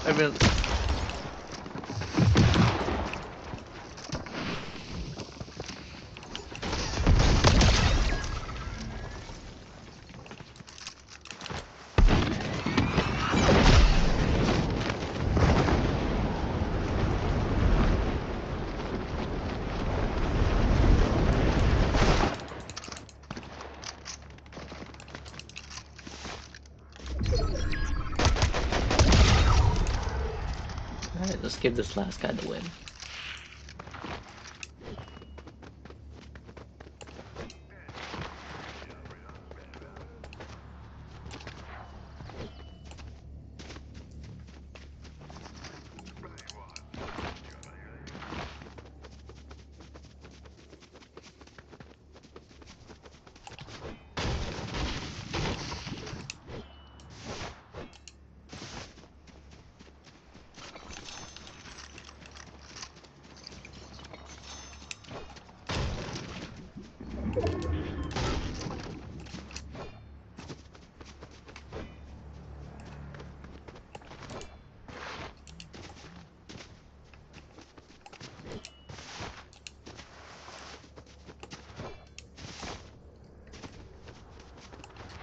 Fucking bro, like where are these people?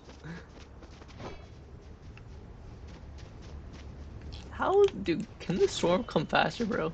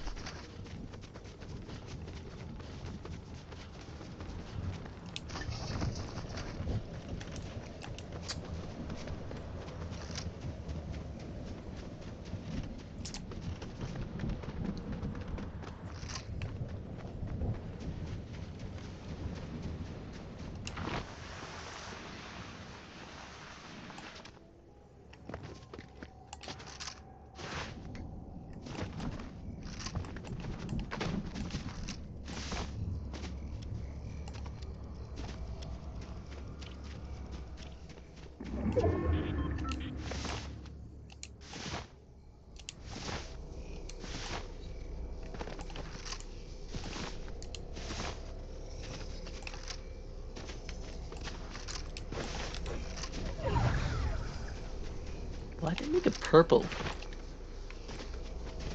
This looks so weird.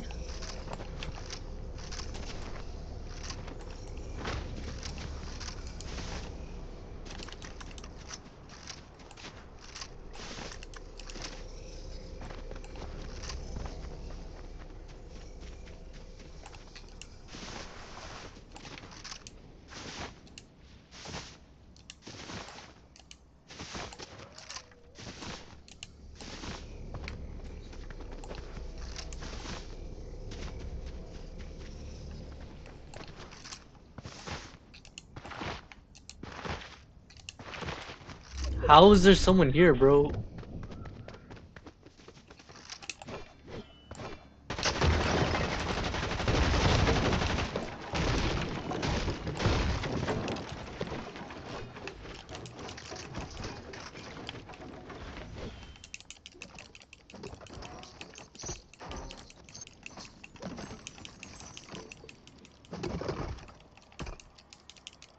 God damn, why does this take so long? I swear, this is a bot. That was his one kill. Or it might have been his second kill. Is this guy dead ass emoting? Man, this guy did not deserve this win, bro. What a freaking dickhead, bro. This guy just emoted on me. Alright, I can finally play ranked. Oh my god, finally. I play unable. Alright, let's just do this. I don't know why you can't play. Actually, no, I'm gonna play fucking. I don't feel like playing Battle Royale. Where is it? I go turtle fights. Or not turtle fights.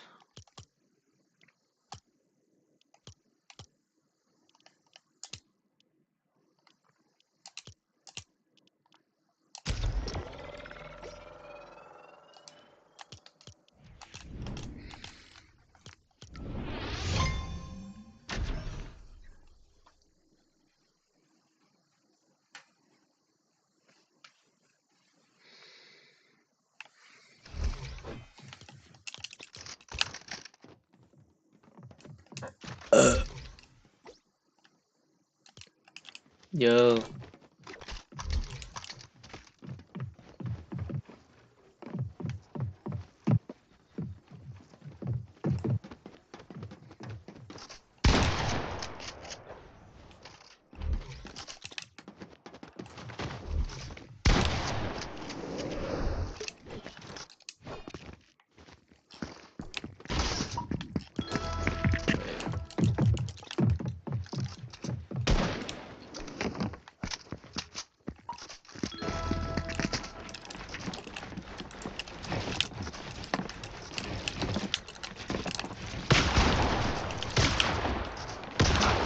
selling already.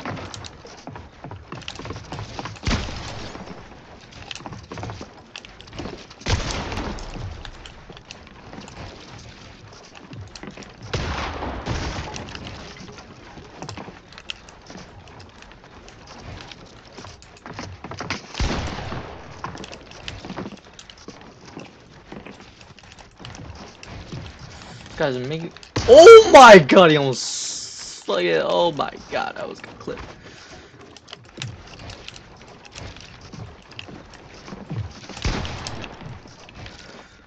Oof. Wants that high ground, goddamn.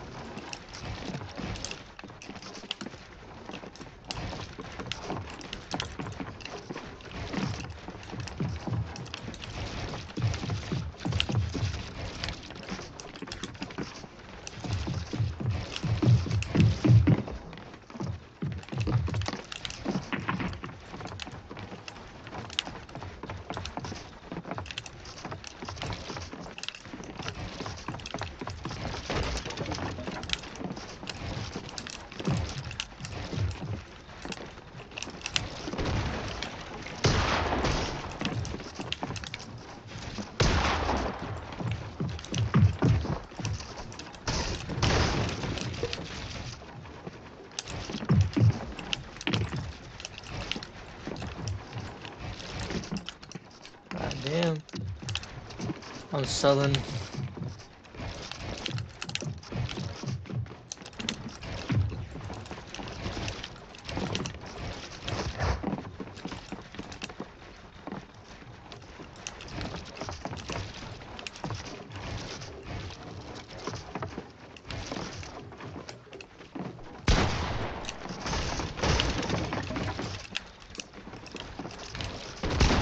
Oh. Could have been nice. Goddamn.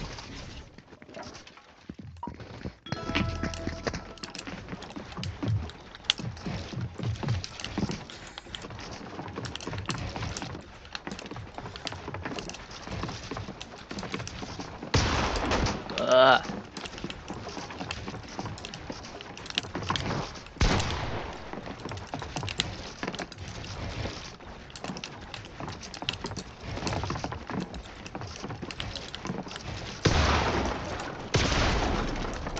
Ooh. I'm getting cooked, man. This guy's good.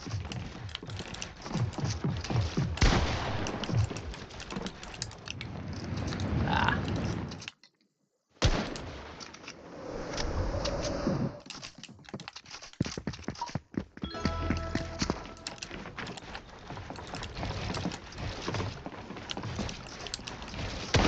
Oh my god, what was that pre-fire?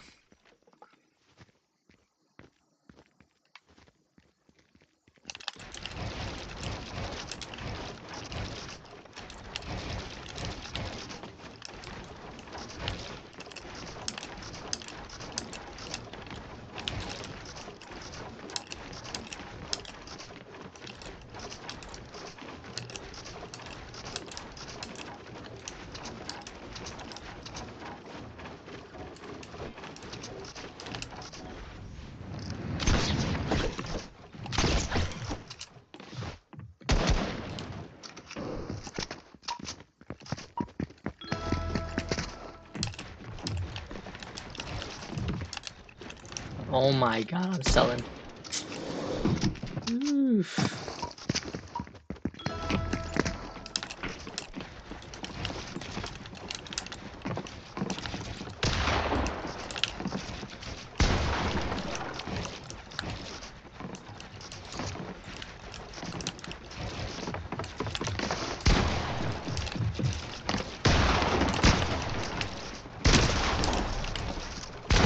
How do you shoot first, bro? That is some bullshit.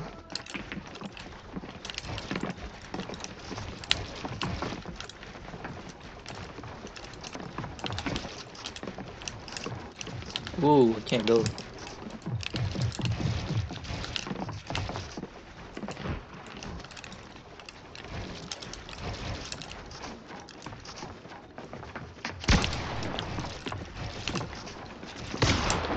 What was that?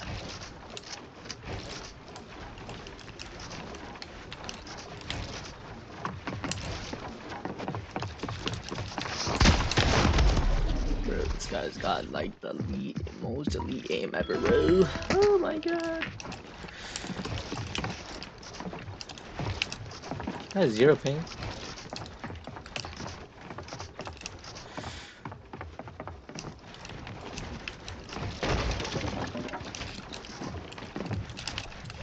Oh.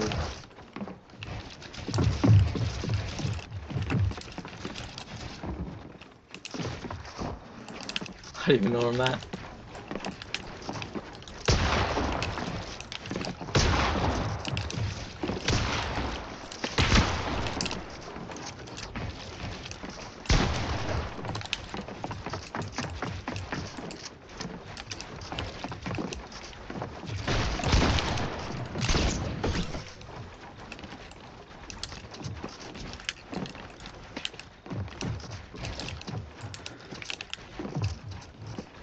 How does this build? Why is my things inverted, bro?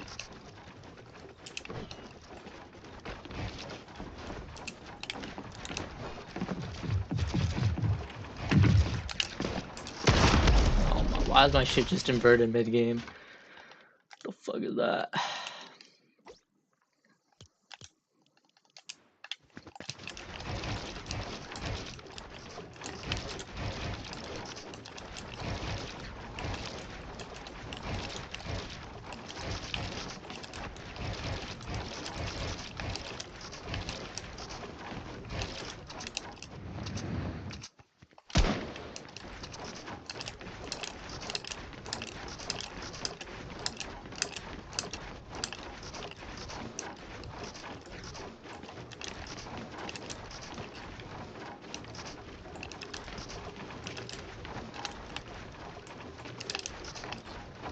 do you even do that shit?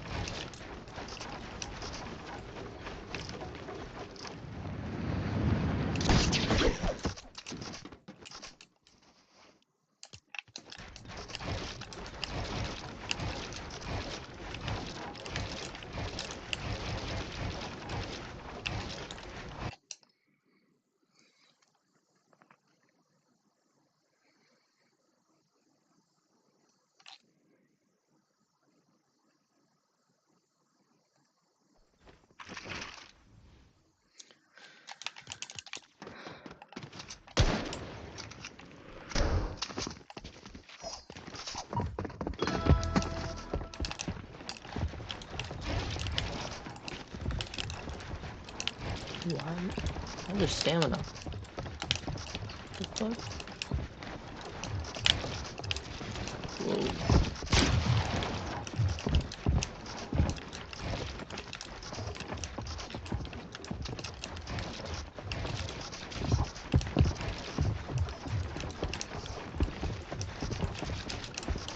Whoa, what am I doing, bro?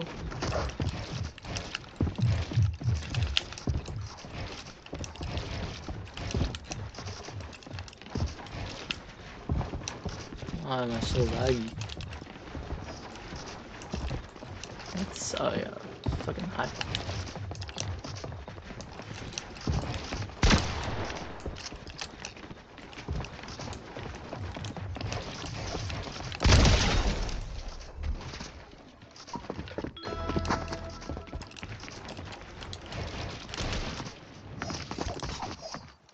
It's so laggy, bro. How's there stamina? This shit is confusing me. There's no stamina on this map.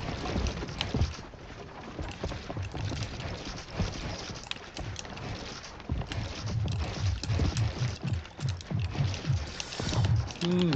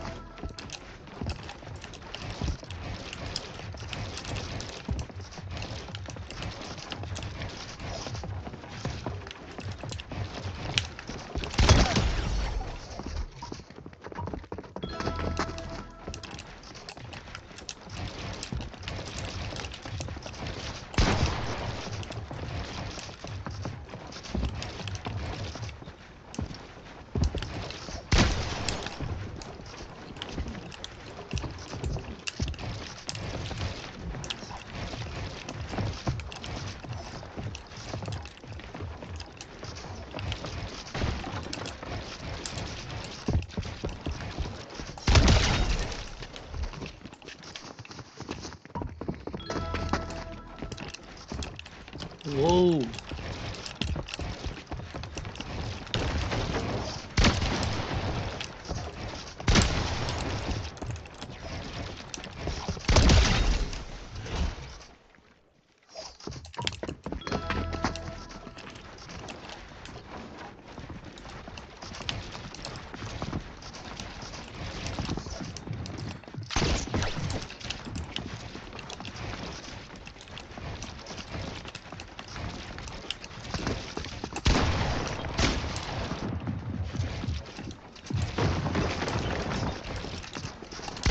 Oh, I died.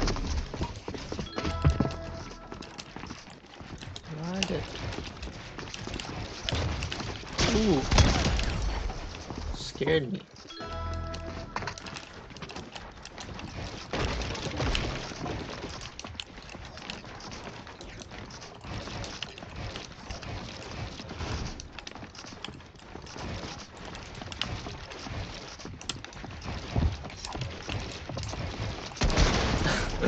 That was a bad edit, bro.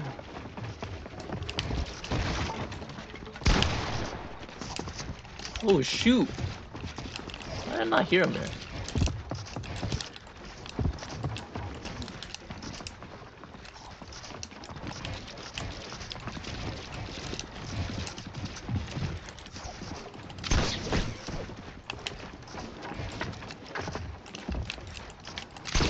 Oh my god.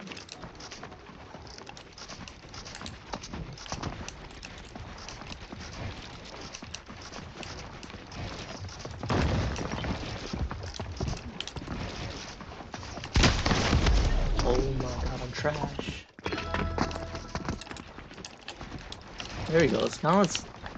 How was it not the stamina before?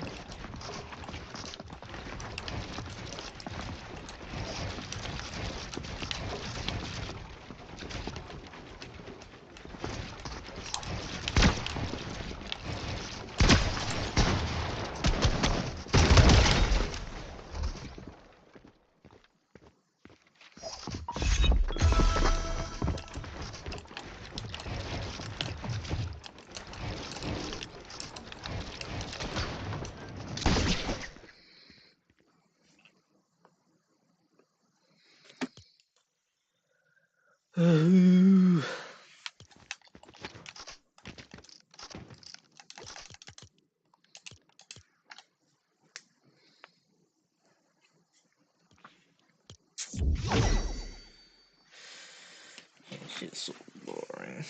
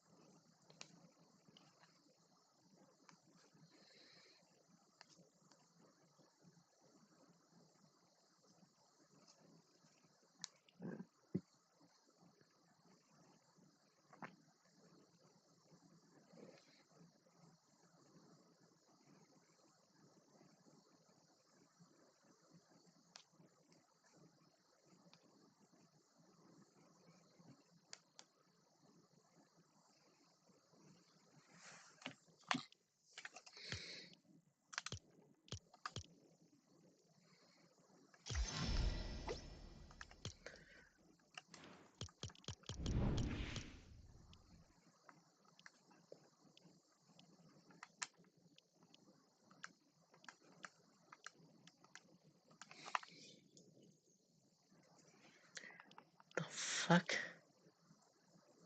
What the fuck is this?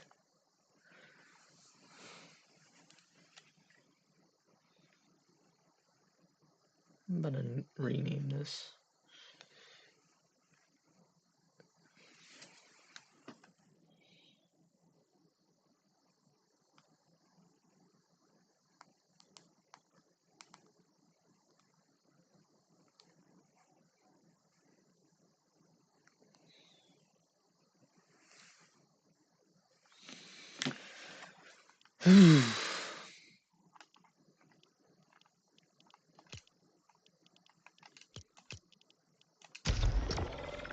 Watch some YouTube while I play low-key. This game is so boring.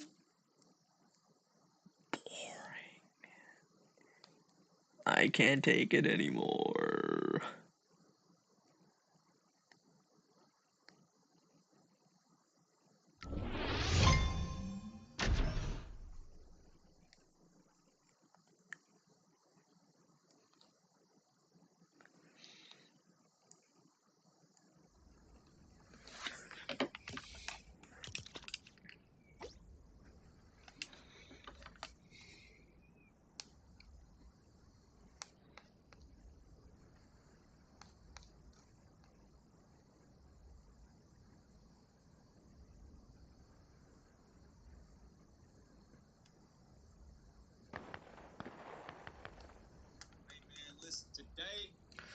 Wait, low-key, I'm just gonna like put on some shit in the background.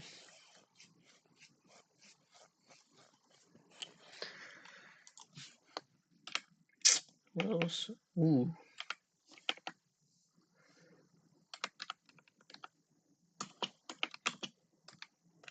Why the fuck is it all caps? I'm listening to horse. Actually, please fall asleep. Hey everyone, real quick before we get into today's video, Man, I shut wanted up. to talk about Chilling, the awesome horror app I'm partnered with. In case you haven't, old biddies would shake their heads and tut whatever they search on.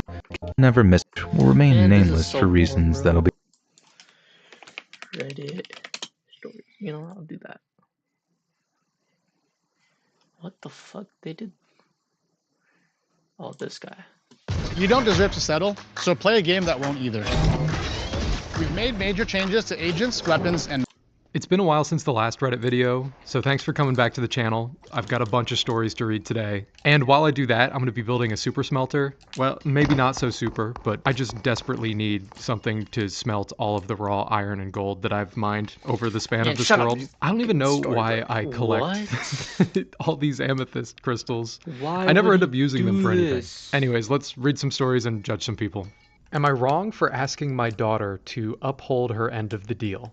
This poster writes, honestly, I don't even feel that this situation needs to be on Reddit, but my daughter, husband, and many of my family members are calling me an asshole, and I'm really not sure anymore. For context, 4 years ago, when my daughter was 12, she desperately wanted a pool. She said that all of her friends had pools, and she was the only one who didn't have one. Plus, she loved swimming. She insisted that she would use it daily in the summer. My husband and I could afford one, but as I'm sure some of you know, pools are very expensive, and neither of us really like swimming, so we wanted my daughter to understand the cost she was asking for. We made an agreement that we would install a pool, but that once she was old enough to start working, she would pay us back for half of it. She quickly agreed. This story. Pools are so expensive. Well, flash forward to now. She's 16 and just got her first job, and now she wants to save up for a prom dress she really likes. I reminded her of our agreement about the pool, and she no longer wants to uphold her end of the agreement. I insisted, threatening to take away her phone and car privileges if she doesn't pay her father and I back. Now she won't speak to me. My husband is agreeing with her, saying that we can't have honestly expected a 12-year-old to keep her end of the agreement. For me, this isn't about the money. It's about teaching my young daughter the right morals to live with. I don't want her to think she can just go around making deals for her benefit and then just not upholding them. Am I the asshole? Yes, you are absolutely the asshole. This story is cracking me up. I completely understand. It's important to teach your kids the value of keeping your word and the value of money, but this is just way too much. You don't, like a 12-year-old is not going to understand entering into a long-term agreement for thousands of dollars. Like, he's just not going to have a concept of the kind of deal that she's entering into. It's I'm like typing, bro. somehow incredibly predatory on the mom's part. I'm glad that at least the husband has some sense and is like, yeah, no, it's no problem. Like, of course, our 12-year-old daughter wasn't going to know the meaning of what buying a pool looks like and like how much of a financial impact that would be. Like having the daughter to agree to pay for half of the pool. How much do pools cost? I don't know how much pools cost. I just assume they cost a lot of money. $35,000? What the fuck? That's just like the low end of the average cost of a pool in the US. That's crazy. You're gonna make your daughter pay half of that? I don't know. Don't like quote me on that cost. I just Googled it and that's the AI response. Who knows what the actual like average cost is, but that's what Google AI says. Yeah, if you want to teach your daughter good morals, teach her by admitting that you're able to make a mistake and dissolve her debt. Don't like go after your daughter's credit score before she has one. I can't believe there's parents like that out there. This story was infuriating. Let's read another one here. By the way, I'm for sure not building this on my own. I am definitely following a tutorial. It's from a channel called Mysticat. They only have 1 million subscribers, so I figured I'd give little bro a shout out. No, but it's a good video. Check it out. Okay, the next story is an Am I Overreacting? This poster writes, girlfriend threw away the dinner I cooked because she wanted pizza instead. My girlfriend texted me earlier. I'm too tired and frustrated to even respond. I was trying to do something nice for her and surprise her with something that she really likes, but apparently she wasn't in the mood for it. I feel pretty much tired of trying in general. I guess I didn't really ask her what she wanted tonight for dinner, but I still feel pretty angry. Fuck that girl. And it's my favorite thing. We have receipts to read. Let me go ahead and read some of these text messages. I'll put them on the screen right now. The girlfriend writes, hey, when's your break? Can you pick up a pizza so I have something to eat tonight? The poster writes back, no babe, I made the wine braised short ribs you said last night were your favorite, so I got up early to cook them. You just have to pull them from the pot. There's that and small s'mores cakes I made for Wednesday, since there's extra and I figured you'd want some. I don't really want that though. Can you just grab a pizza on your break? We can eat that stuff later. No, I'm locked in for the night. What's wrong with the short ribs? You literally just told me that it was your favorite thing, so I made it special for you. Kinda sucks. Well, I tried it, and it came out kind of gross anyway, so I'm tossing it. Can you ask to leave for a bit and stop by Papa John's or something? I just want stuffed crust. What do you mean, gross? You tossed it? As in, like, threw it away? It just tasted bad, and I don't know what to tell you. It wasn't edible. It's not a big deal. I just need to eat something tonight for dinner, though. Did you ask? Dude, what the fuck? That was expensive meat. Why did you throw it away? I already told you I'm not leaving work. Well, I don't know what you expect me to do. It's simple as fuck. Just order the pizza then if you're busy. Like I have something to eat. Hello? Places are closing soon. I'm busy at work. I don't want to talk about it right now. Please figure it out. We'll talk later. Seriously, you're going to be this much of an asshole over this? I didn't ask you to cook anything. If you can't deal with the basics of being a supportive partner, then it should be something I consider and find someone who will support me. Oh my god. What the hell? That's insane. It's reading stories like this on Reddit that make you very glad that you have a normal partner. Why can I that doesn't completely disrespect you. I think if I was this guy, I'd be pretty pissed too. I think I would be offended that she didn't want to eat the food that I made. But I don't necessarily think that's like the worst part. Like I think it's okay that his girlfriend does not like the food or want to eat it. That's fine. If she doesn't want to eat it tonight, that's okay. But it's this insistence on like he needs to leave work and go get a pizza for her. Like if you're not going to eat the food that he's already made for you, maybe go get yourself some food. You can take care of it on your own. This guy is absolutely not overreacting though. He has every right to be disappointed in the way that his girlfriend is speaking to him. Those last couple texts are incredibly disrespectful. She's not like entitled to him going out and buying a pizza for her. That would be a nice thing for him to do, but to threaten like that she's gonna go find a guy that will go take care of her and get her a pizza, like I don't know, that's just that's too much. Anybody who's threatening to break up with you over little things like this is a red flag, in my opinion. Although I don't think that's that controversial. This is making my blood boil though. This guy's not overreacting. Let's read another story. Okay, this is a really quick one, but I thought it was kind of funny because it's almost like the other It's almost like the other side of that last story. We'll just read it really quick here. Am I overreacting? Boyfriend said I overreacted when I refused to eat this fully cooked chicken. He said that since it was in the grill, it's 100% cooked, and that I'm overreacting for refusing to eat it. He also said it tastes fine, and that the texture was a bit weird, but the taste is fine. Oh, and that I'm picky because I won't eat it anymore? Okay, so this is the most absurd picture of chicken I've ever seen. I'm going to put it on the screen. I'm warning you right now. This picture is nasty. If you're grossed out by gross looking food, you've been warned. I'm going to put it on the screen in 3, 2, 1. Okay, and it's gone.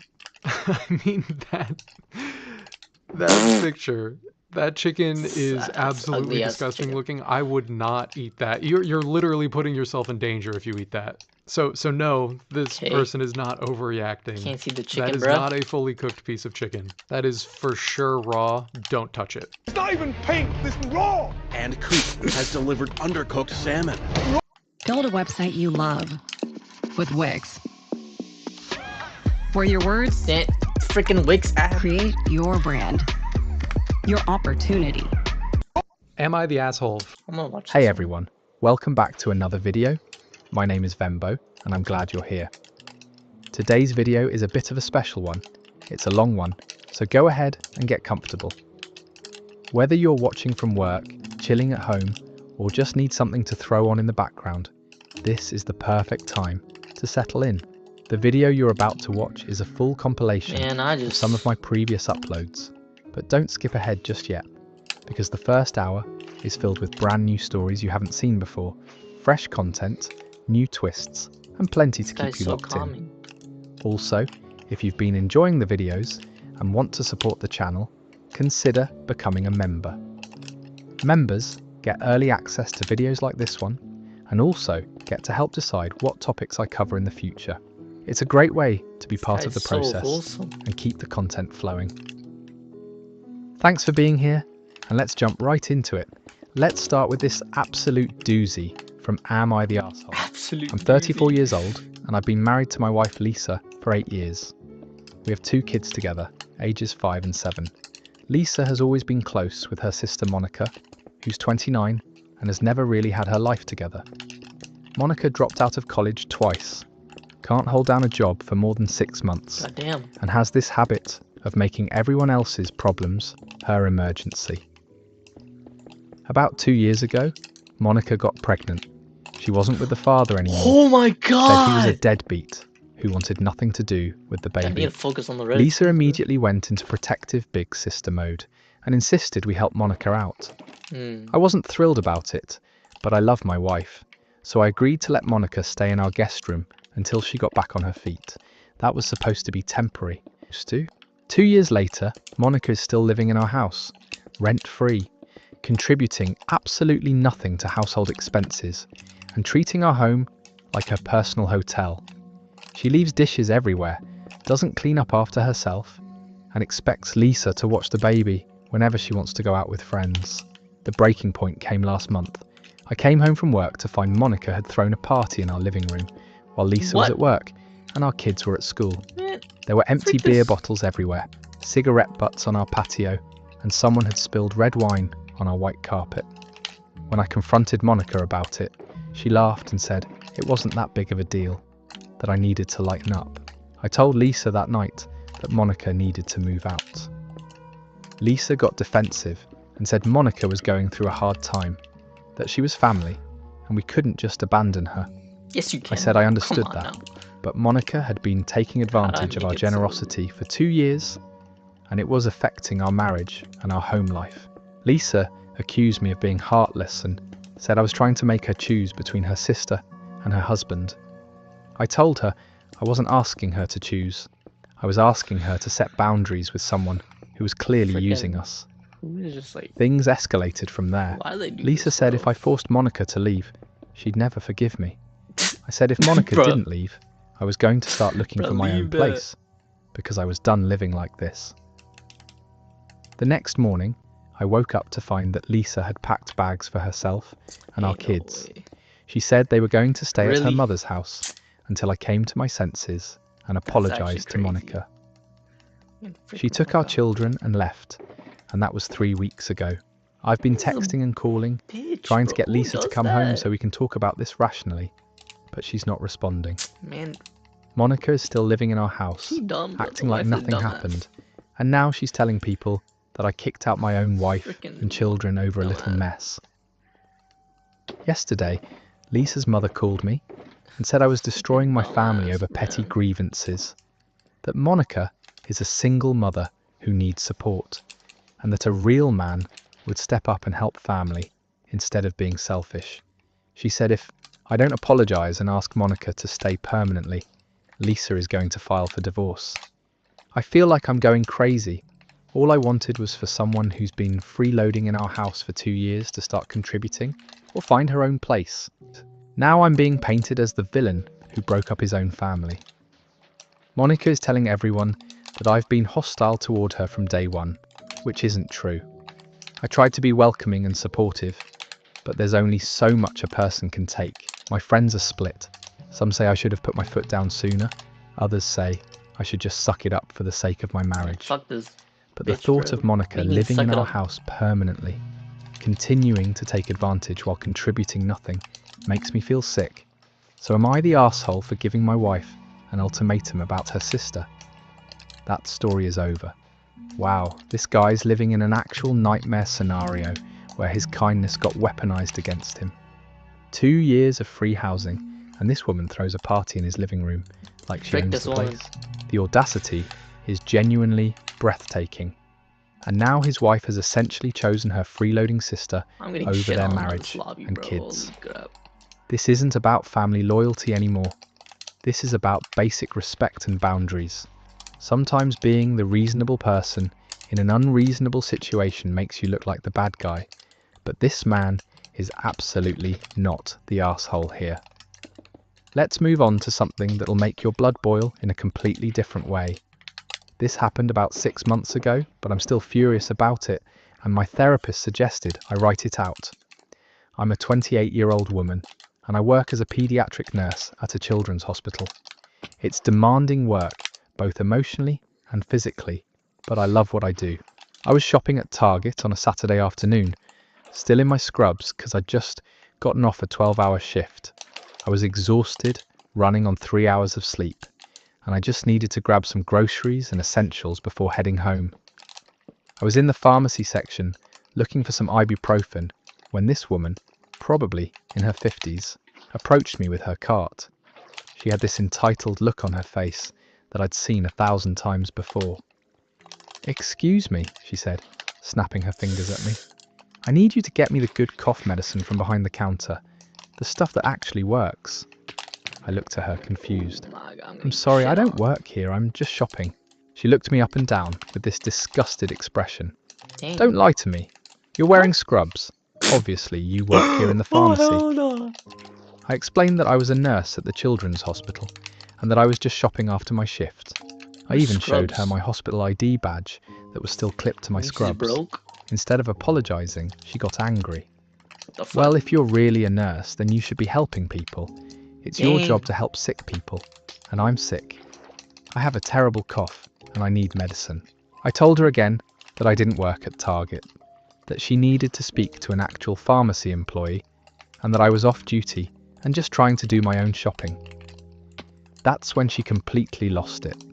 She started yelling that I was a terrible nurse, that I Dang, obviously didn't care about helping people, and that she was going to report me to whatever hospital I worked at for being rude and unprofessional. Other customers were starting to stare, and I could feel my face getting hot with embarrassment.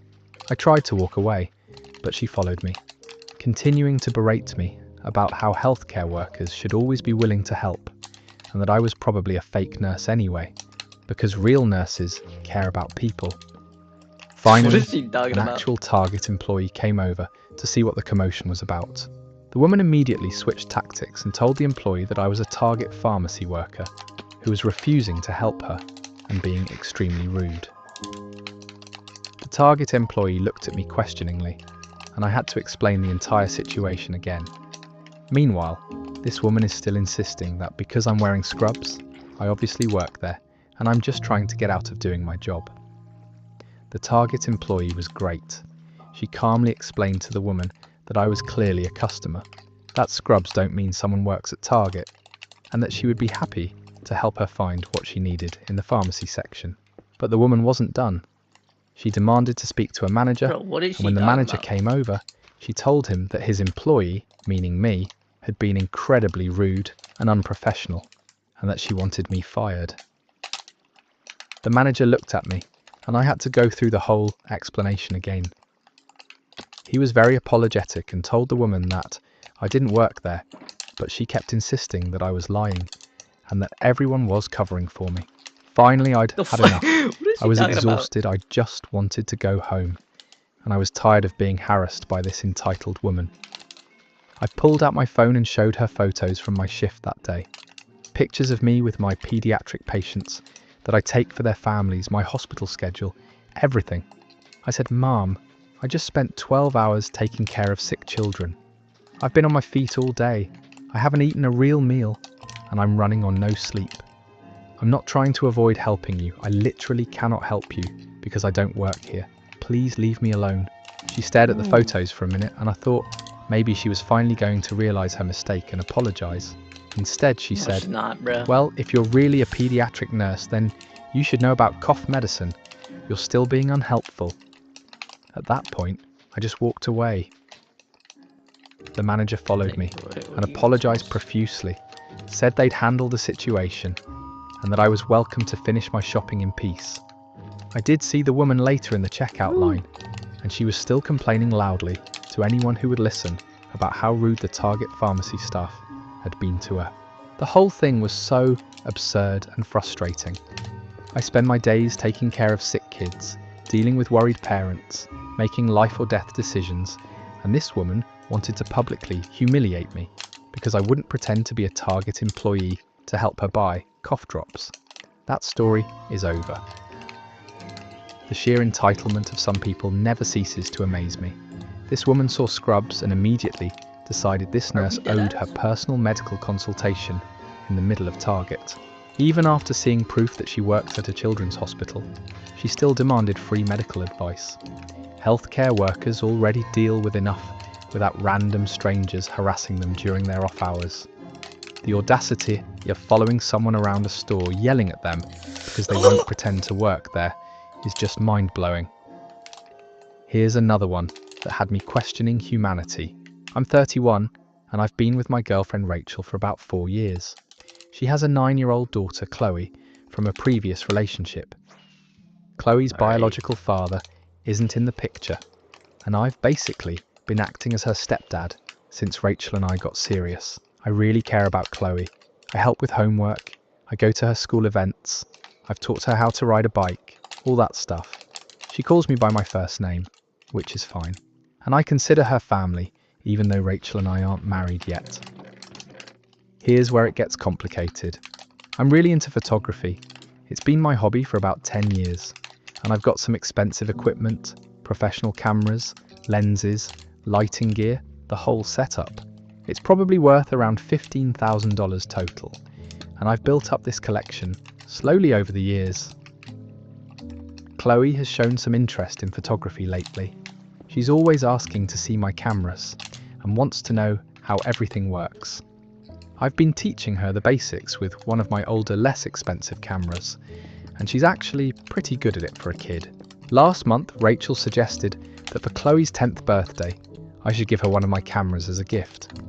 Not one of the cheap ones I let her practice with, but one of my professional cameras worth about $3,000. I was taken aback. I explained that these cameras are really expensive and not appropriate for a 10-year-old. They're delicate, they require a lot of technical knowledge to use properly, That's right. and honestly, I wasn't comfortable giving away equipment that expensive. Rachel got upset and said I was being selfish. She said that if I really cared about Chloe, I would want to support her interests and help her develop her talent. She pointed out that I have multiple cameras, so it's not like I'd be giving away my own one. Talking about? I tried to explain that it's not about the money, it's about the fact that these are professional tools that took me years to save up for. I offered to buy Chloe a really nice beginner camera that would be more appropriate for her age and skill level. Something in the $300 to $500 range. Rachel said that wasn't good enough. She said Chloe deserves the best equipment if she's going to learn properly, and that I was basically telling her daughter that she wasn't worth investing in. The argument escalated from there. Rachel accused me of treating Chloe like she was less important than my hobby. She said that a real father figure would prioritize the child over material possessions. I pointed out that I never said Chloe wasn't important, just that a $3,000 camera isn't an appropriate gift for a 10-year-old. I mentioned that most professional photographers don't start with equipment that expensive, that it's something you work up to. Rachel then said something that really hurt. She said that since I'm not Chloe's real father, maybe I don't understand what it means to make sacrifices for your child. She said that if I can't step up and be generous when it matters, maybe I'm not ready to be part of their family. That stung because I've been trying really hard to be a good father figure to Chloe. I've spent thousands of dollars on her over the years for clothes, toys, school supplies, activities. I've rearranged my schedule countless times for her events. I've been there for her in every way I can think of. But apparently, not being willing to give away expensive professional equipment makes me selfish and uncommitted. The birthday party was last weekend, and I did buy Chloe a really nice beginner camera setup. It cost me about $400, and it came with a case, extra batteries, memory cards, everything she'd need to get started. Chloe seemed happy with it, but Rachel was cold to me the entire party. She made several comments in front of family and friends about how some people talk about caring but don't back it up with actions. Now Rachel is saying that I've shown my true colours, that I prioritise my stuff over her daughter, and that she's reconsidering our relationship because she needs someone who will put Chloe first in all situations. I'm so confused. I thought I was being reasonable by buying an age-appropriate gift instead of handing over professional equipment to a child. But Rachel is acting like I've committed some terrible betrayal. Her sister even called me and said I was being ridiculous, that it's just a camera and I should have given Chloe what she wanted for her birthday. She said that if I really loved Chloe, the money wouldn't matter. I feel like I'm being manipulated, but I also wonder if I'm being too protective of my equipment. Maybe I should have just given her the expensive camera and hoped for the best. Am I the arsehole for not giving my girlfriend's daughter my professional camera equipment? That story is over. This is emotional manipulation at its finest, and I'm genuinely angry on this guy's behalf. A professional camera worth $3,000 is not an appropriate gift for a 10-year-old, period. The fact that he bought her a $400 setup shows he absolutely supports her interest and wants to help her learn. But Rachel is using his love for Chloe as a weapon to guilt him into giving away expensive equipment that he worked years to afford. The comment about not being her real father was particularly cruel and designed to make him prove his commitment by making unreasonable sacrifices. Let me tell you about something that happened that will make you want to lock your doors and never let anyone in your house again. I'm 23 and I live with 3 roommates in a house we rent together. One of my roommates, Tyler, has this girlfriend named Jessica who basically moved in without anyone's permission about 4 months ago. She doesn't pay rent, doesn't contribute to utilities, and acts like she owns the place. At first we tried to be cool about it. Relationships happen, people spend nights over, whatever.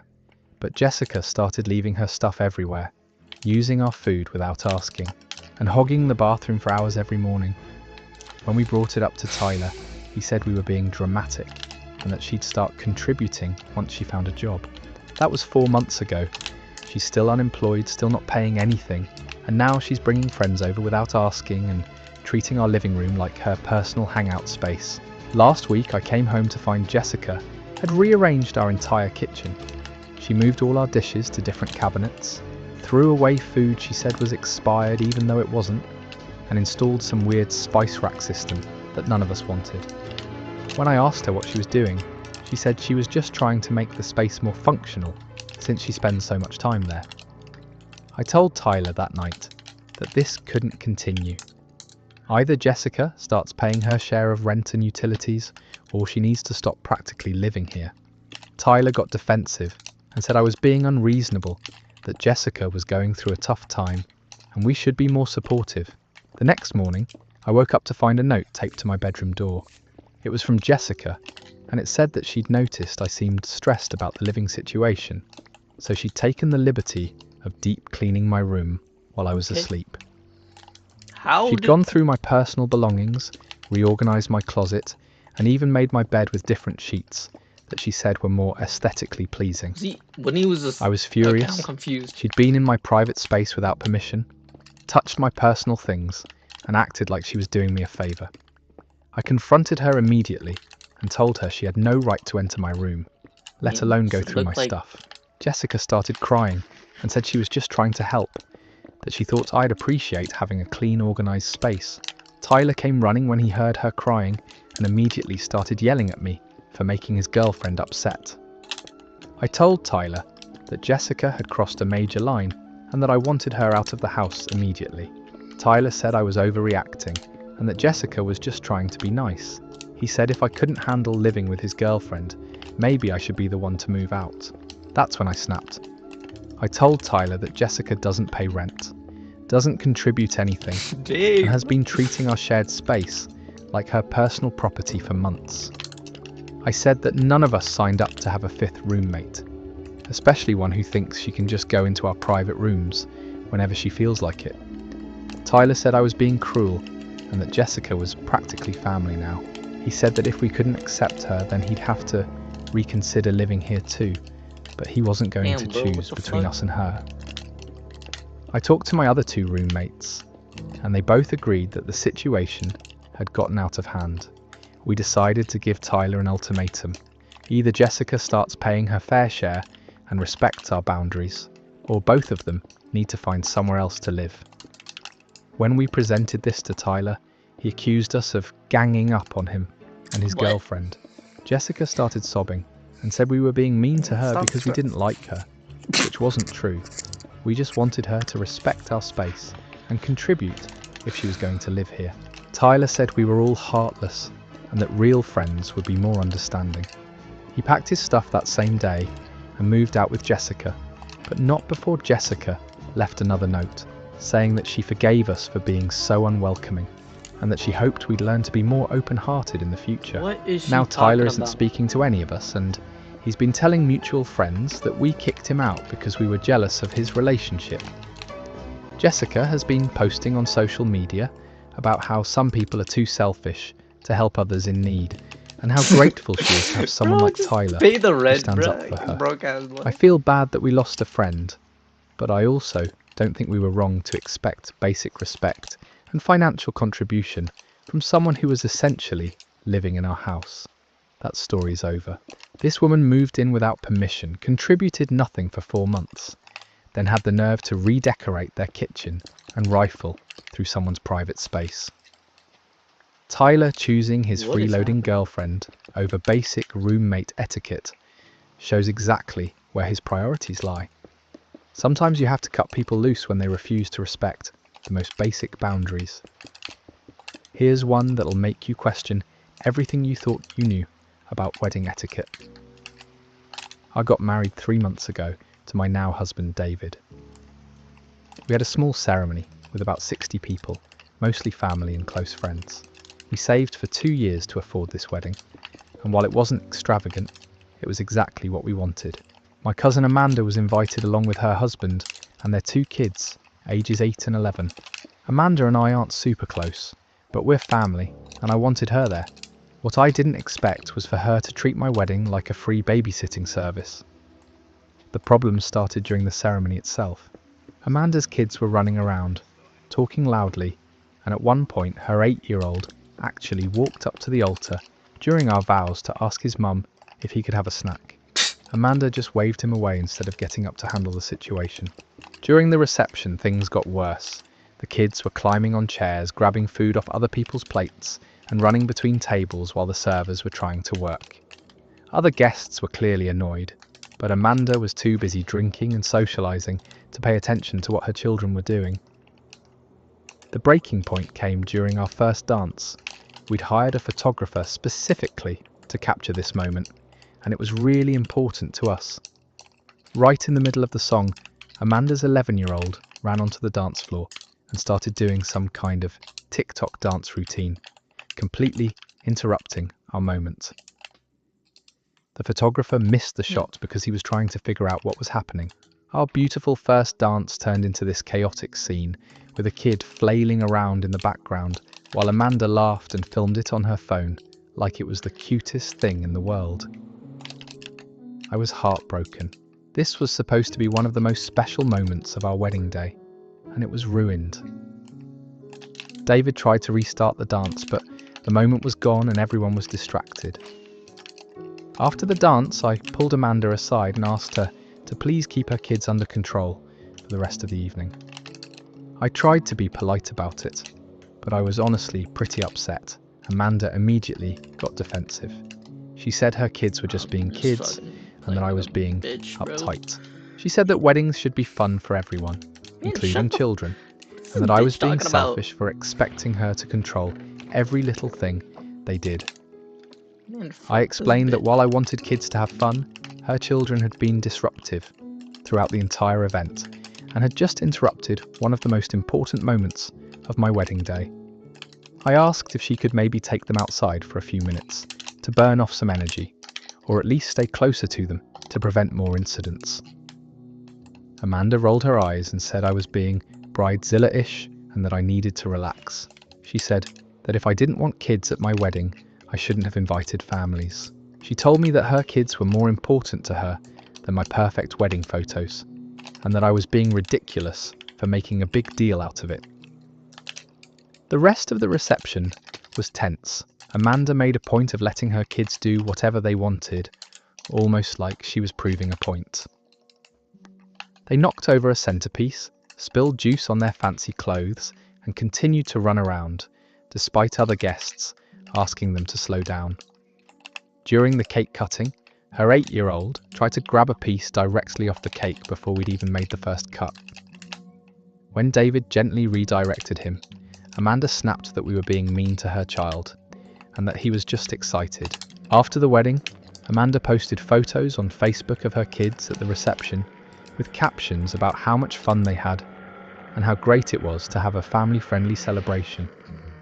She made several comments about how some people take weddings too seriously and forget that it's supposed to be about bringing families together. Several family members have reached out to me since then.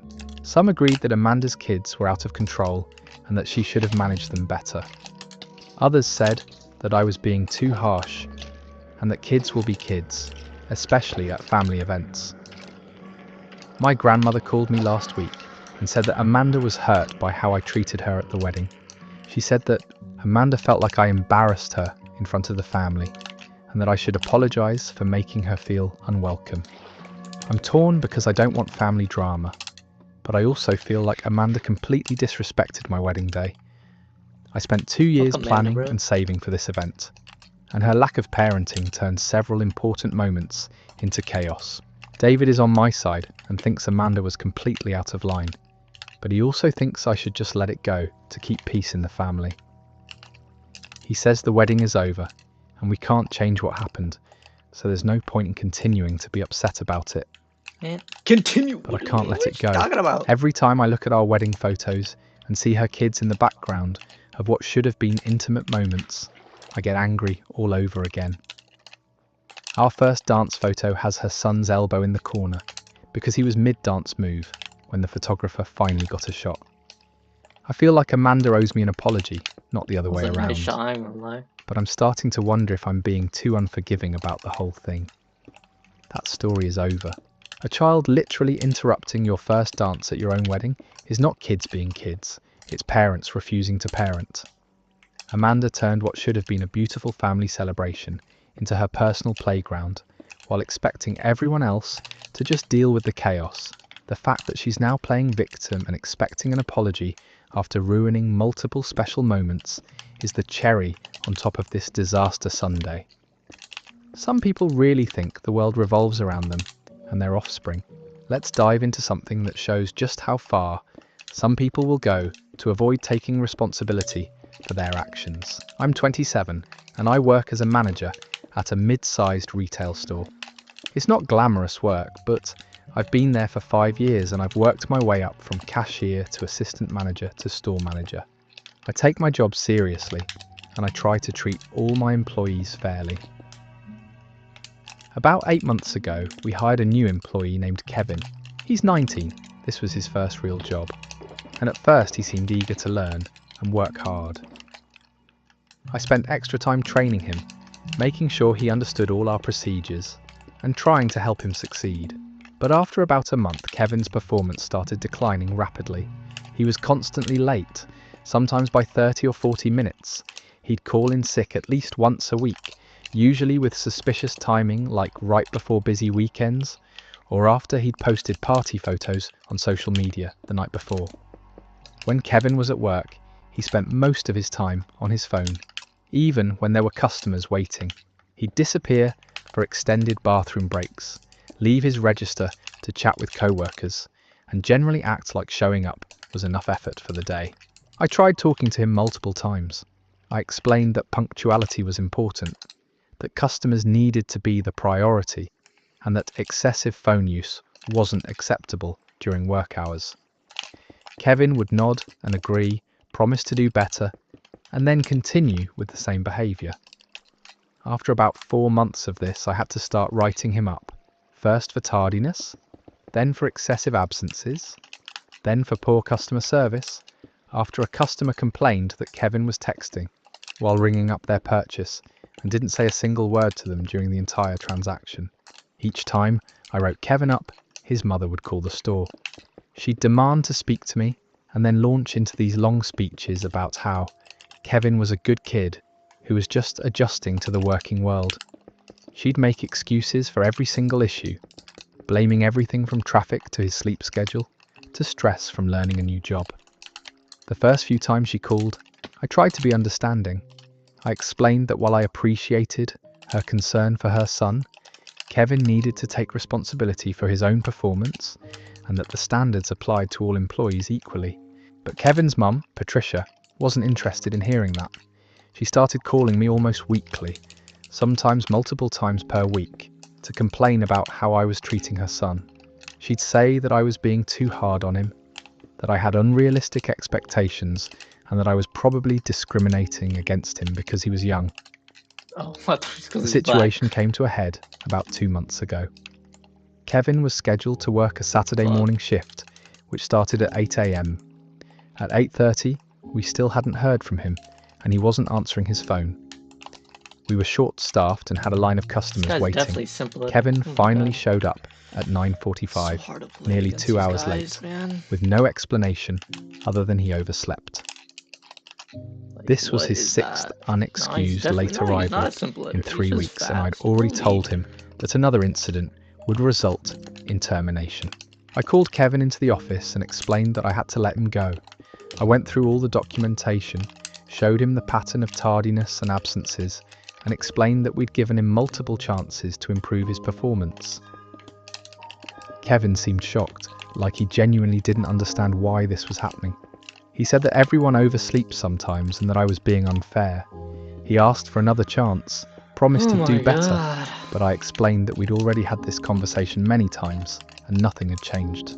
Within an hour of Kevin leaving, Patricia called the store screaming. She accused me of firing her son unfairly, said that I'd been targeting him from the beginning, and demanded that I give him his job back immediately. I calmly explained the situation, went through the documentation, and told her that Kevin had been given multiple warnings and opportunities to improve. Patricia said that didn't matter, that Kevin was still learning, and that I should have been more patient with him. Then Patricia said something that made my jaw drop. She said that it was partially my fault that Kevin had performance issues because I hadn't been supportive enough as a manager. She said that if I'd been a better leader, Kevin wouldn't have struggled so much. And that firing him proved I wasn't qualified to manage young employees. She actually blamed me for her son's chronic lateness, saying that maybe if I'd made the job more engaging and fun, Kevin would have been more motivated to show up on time. She said that good managers inspire their employees to succeed. And since Kevin didn't succeed, I must be a bad manager. Patricia then threatened to Bruh, what the leave fuck? negative reviews about the store online, saying that we discriminate against young workers and that I was an abusive manager who created hostile work environments. She said she was going to contact corporates she and have- file complaints until I was fired. Over the next week, Patricia followed through on her threats. She left 1-star reviews on every platform she could find, describing me as a bully who unfairly targeted her son. She called corporate multiple times, filed complaints with the Better Business Bureau, and even contacted our district manager to demand that I be investigated. In her complaints, Patricia painted Kevin as a model employee who was eager to learn, but was sabotaged by an incompetent manager. She claimed that I never properly trained him, that I set him up to fail, and that I fired him because I didn't like young people. Fortunately, I had documented everything thoroughly. Corporate reviewed all the write-ups, the attendance records, and even pulled security footage that showed Kevin on his phone during work hours. They concluded that the termination was justified and that I'd actually been more patient than most managers would have been. But Patricia didn't stop there. She started showing up at the store, not to shop, but to stand outside and tell other customers about how unfairly her son had been treated. She'd approach people in the parking lot and launch into this whole story about workplace discrimination and abusive management. Last week, Patricia brought Kevin with her for one of these parking lot campaigns. I watched through the window as she pointed at the store and gestured dramatically while Kevin stood there looking embarrassed. A few customers actually turned around Bro knows he's and on the left wrong. instead of dealing with whatever drama was happening outside. I finally had to call mall security and ask them to handle the situation. Patricia was asked to leave the property and was told that if she continued to harass customers, she'd be banned from the entire mall. The whole thing has been Dude, exhausting why this guy has and zero honestly ping, man? pretty disturbing. I've managed dozens of employees over the years, including many young people who are just starting their first jobs. Most of them, even the ones who struggled initially, eventually learned to meet basic workplace expectations, or at least recognised when they weren't cutting it. But Patricia has turned her son's firing into this crusade where everyone else is to blame except Kevin. She's convinced that he was a perfect employee who was victimised by an unfair system, and she's willing to harass customers and damage a business to prove her point. The saddest part is that Kevin might have actually learned something valuable from this experience about responsibility and workplace expectations. Instead, his mother has taught him that when things don't go his way, the solution is to blame everyone else and make as much noise as possible until someone gives in. That story is over. This is helicopter parenting taken to its most toxic extreme. And honestly, Patricia has done more damage to Kevin's future than any manager ever could. God. Instead of teaching her son that actions have consequences and that improvement requires effort, she's created a monster who will blame everyone else for his failures for the rest of his life. The fact that she's literally harassing customers in parking lots to defend her chronically late phone-obsessed son shows just how far some parents will go to avoid admitting their kid isn't perfect. Kevin's going to struggle in every job he ever has, because mommy taught him that showing up 2 hours late is everyone else's fault.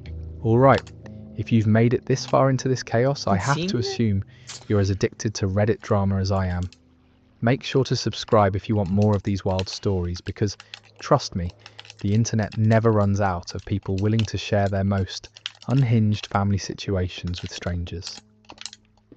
I'll be back with more stories that'll make you grateful for your own relatively normal problems. And speaking of parents who've completely lost the plot, here's one that had me questioning whether some people should be allowed to reproduce. I'm 26 and I work at a local gym as a personal trainer. It's a pretty standard job, nothing too crazy, but I love helping people reach their fitness goals and stay healthy. The gym has a strict policy about children under 16 not being allowed in the workout areas for safety and insurance reasons. There are signs everywhere. It's clearly stated in the membership agreement, and we have a kids area with supervised activities during Why does it certain not hours. reset? Last Tuesday, I was working with a client when I noticed this woman had brought her twin boys, probably around 10 years old, into the free weight section. They were running around between the equipment, picking up dumbbells they could barely lift, and generally creating a safety hazard. I approached the woman politely and explained that children aren't allowed in this area of the gym. I offered to show her to the family zone where her kids could play safely while she worked out nearby. The woman, who I later learned was named Brenda, immediately got hostile. She said her boys were mature for their age and that they knew how to behave around gym equipment. She claimed they'd been coming to gyms with her since they were babies and had never caused any problems. I explained that it wasn't about their behaviour, it was a safety and liability issue. The equipment is designed for adults, and having children in this area puts everyone at risk. I mentioned that we had great supervised activities for kids their age just down the hall. Brenda rolled her eyes and said I was being ridiculous. She said her boys were athletes, that they played Little League and soccer, so they understood sports equipment better than most adults. She refused to move them to the kids area, saying it was beneath them and that they'd be bored with baby activities. I tried explaining the policy again, but Brenda cut me off. She said that, as a paying member, she had the right to bring her children anywhere in the facility she wanted. She claimed that discriminating against her kids based on age was illegal and that she'd sue the gym if we tried to force them to leave. Based on At age? this point, other gym members real. were starting to complain. One elderly man nearly tripped over one of the boys who was crawling under a bench press. A woman doing squats had to stop mid-set because the kids were running circles around her and she was afraid of accidentally hitting them. I called over my supervisor, Mark, to help handle the situation. Mark explained the policy again and offered several alternatives.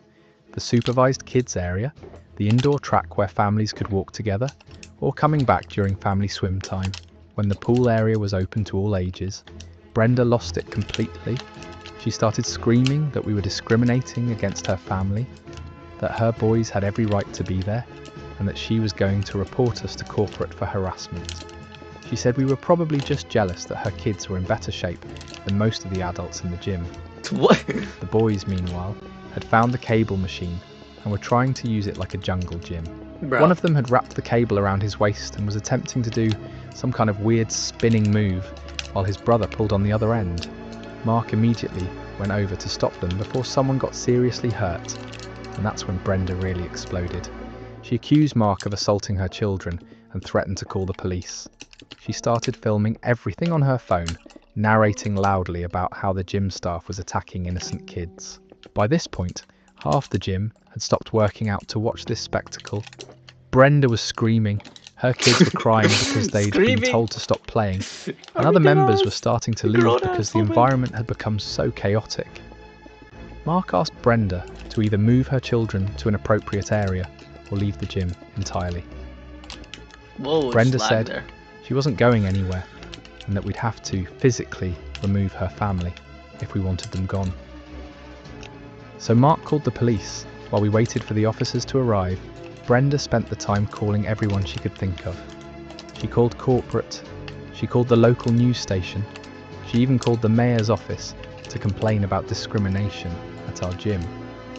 What The whole discrimination? time she was These loudly telling her kids that the mean gym people were trying to hurt them because they were jealous of their athletic What is she abilities. talking about? When the police arrived, they listened to both sides of the story.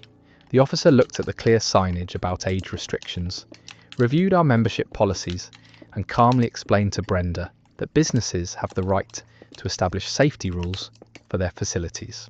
Brenda demanded to speak to the officer's supervisor, claiming that he was taking the gym's side because we'd probably bribed him. She said this was a conspiracy against families Bro, and that she was going to expose the corruption in our local police department.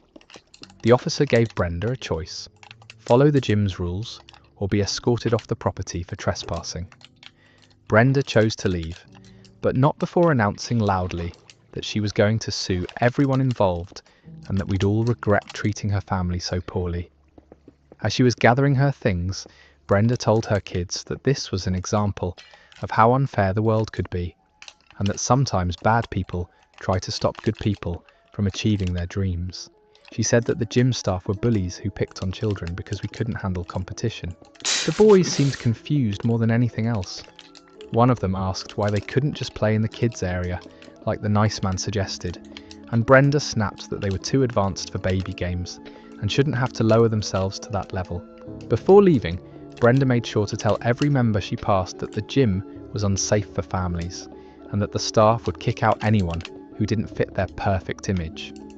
She handed out her business card and asked people to contact her if they'd witnessed the discrimination she'd experienced. The next day, Brenda posted a lengthy review on every platform imaginable.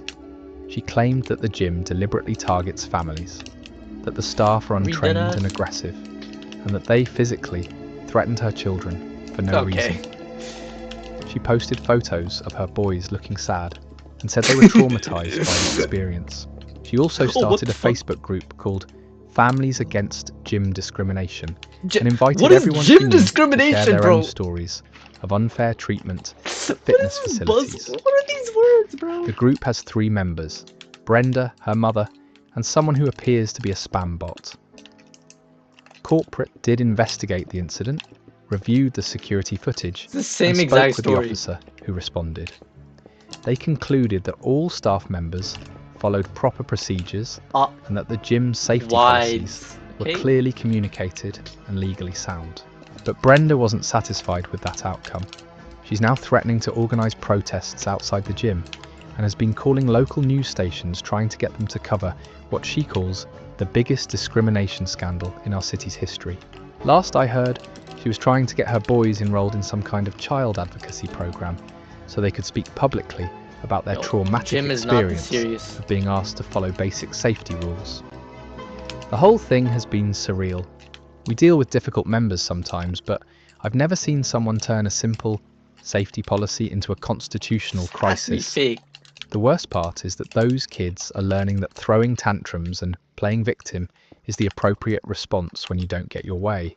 That story is over. This woman turned a basic safety rule into her personal civil rights movement and traumatized her own children in the process, teaching kids that rules don't apply to them and that throwing public tantrums will get them what they want is setting them up for a lifetime of disappointment. The fact that she's now trying to turn her sons into poster children for her imaginary discrimination case is just the perfect ending to this train wreck. Some people really think the entire world should rearrange itself around their convenience. Here's something that'll restore a tiny bit of your faith in karma, even if it took way too long to kick in. I'm 29 and I've been working at the same marketing company for about 6 years. It's a decent place to work, good benefits, reasonable hours, and most of my co-workers are pretty cool. About 3 years ago, we hired this guy named Brandon, who seemed normal enough at first, but quickly revealed himself to be one of those people who takes credit for everyone else's work. It started small. Brandon would jump into conversations about projects he had nothing to do with and start using phrases like, "when we developed that strategy," or "our campaign really succeeded because of the approach we took."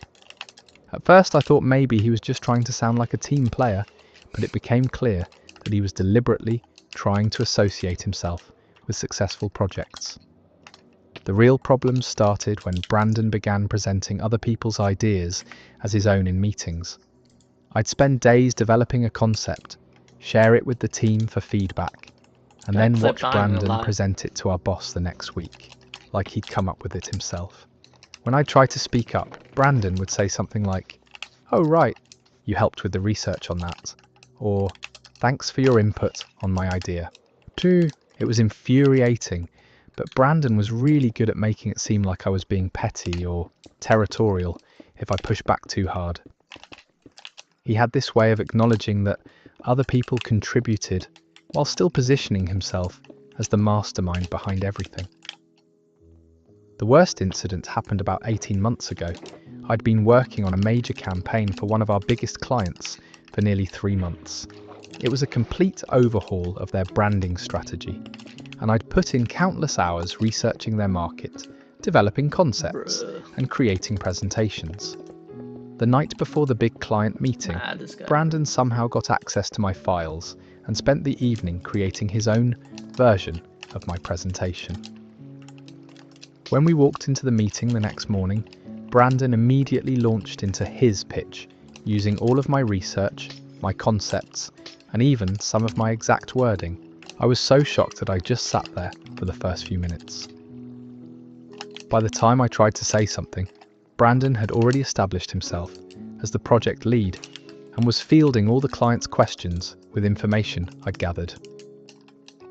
The client loved the campaign and specifically praised Brandon for his innovative thinking and thorough research.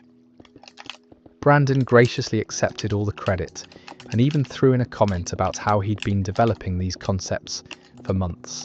After the meeting, I confronted Brandon privately. I told him that he'd stolen my work and that I was going to report the situation to our supervisor. Brandon looked me straight in the eye and said that ideas belong to the company, not to individuals, and that it was his job to present the best possible work to clients, regardless of who originally developed it. He said that if I was more assertive and better at presenting, maybe I wouldn't feel so threatened when other team members built on my contributions. He actually made it sound like he was doing me a favour by taking my mediocre work and turning it into something presentable. I did report it to our supervisor, but Brandon had covered his tracks well. He'd made sure to copy himself on emails about the project, had inserted himself into meetings I'd set up, and had documented his contributions in ways that made it look like we'd been collaborating all along. Our supervisor basically told us to work it out between ourselves and reminded us that collaboration was important for team success. Brandon got promoted 6 months later, partially based on the success of my campaign. For the next year and a half, Brandon continued his pattern of taking credit for other people's work. He'd swoop in at the last minute on projects, make minor tweaks, and then present the final version like he'd been leading the effort all along. Several other co-workers started complaining about the same thing, but Brandon was always careful to leave just enough ambiguity that management couldn't pin anything definitive on him.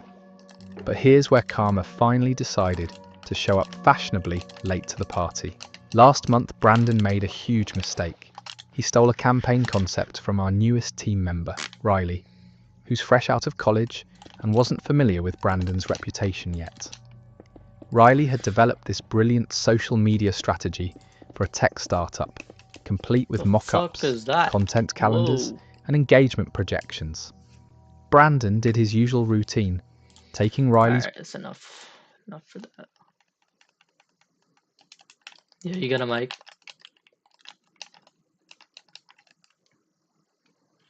Why'd he leave, man? Bro, I wanted to...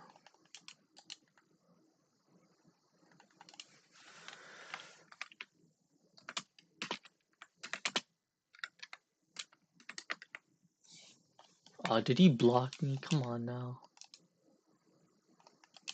Why did bro do that? I want to play duos, man. Why?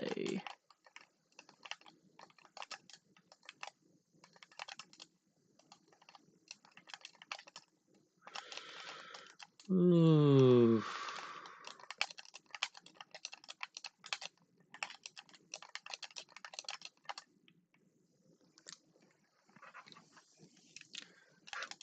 He actually blocked me, bro. What was the point of that?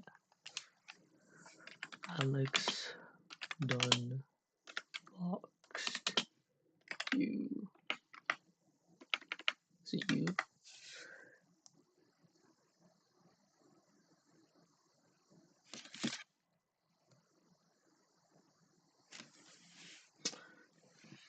Yeah, bro, just freaking for what?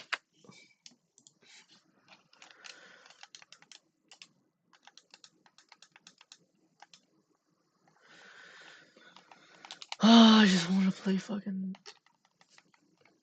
duos. Why do these guys always gotta be so mean, man? I don't want to do anything, bro. Why do you have to block me too, bro? Am I really that ugly? God, I can't do this.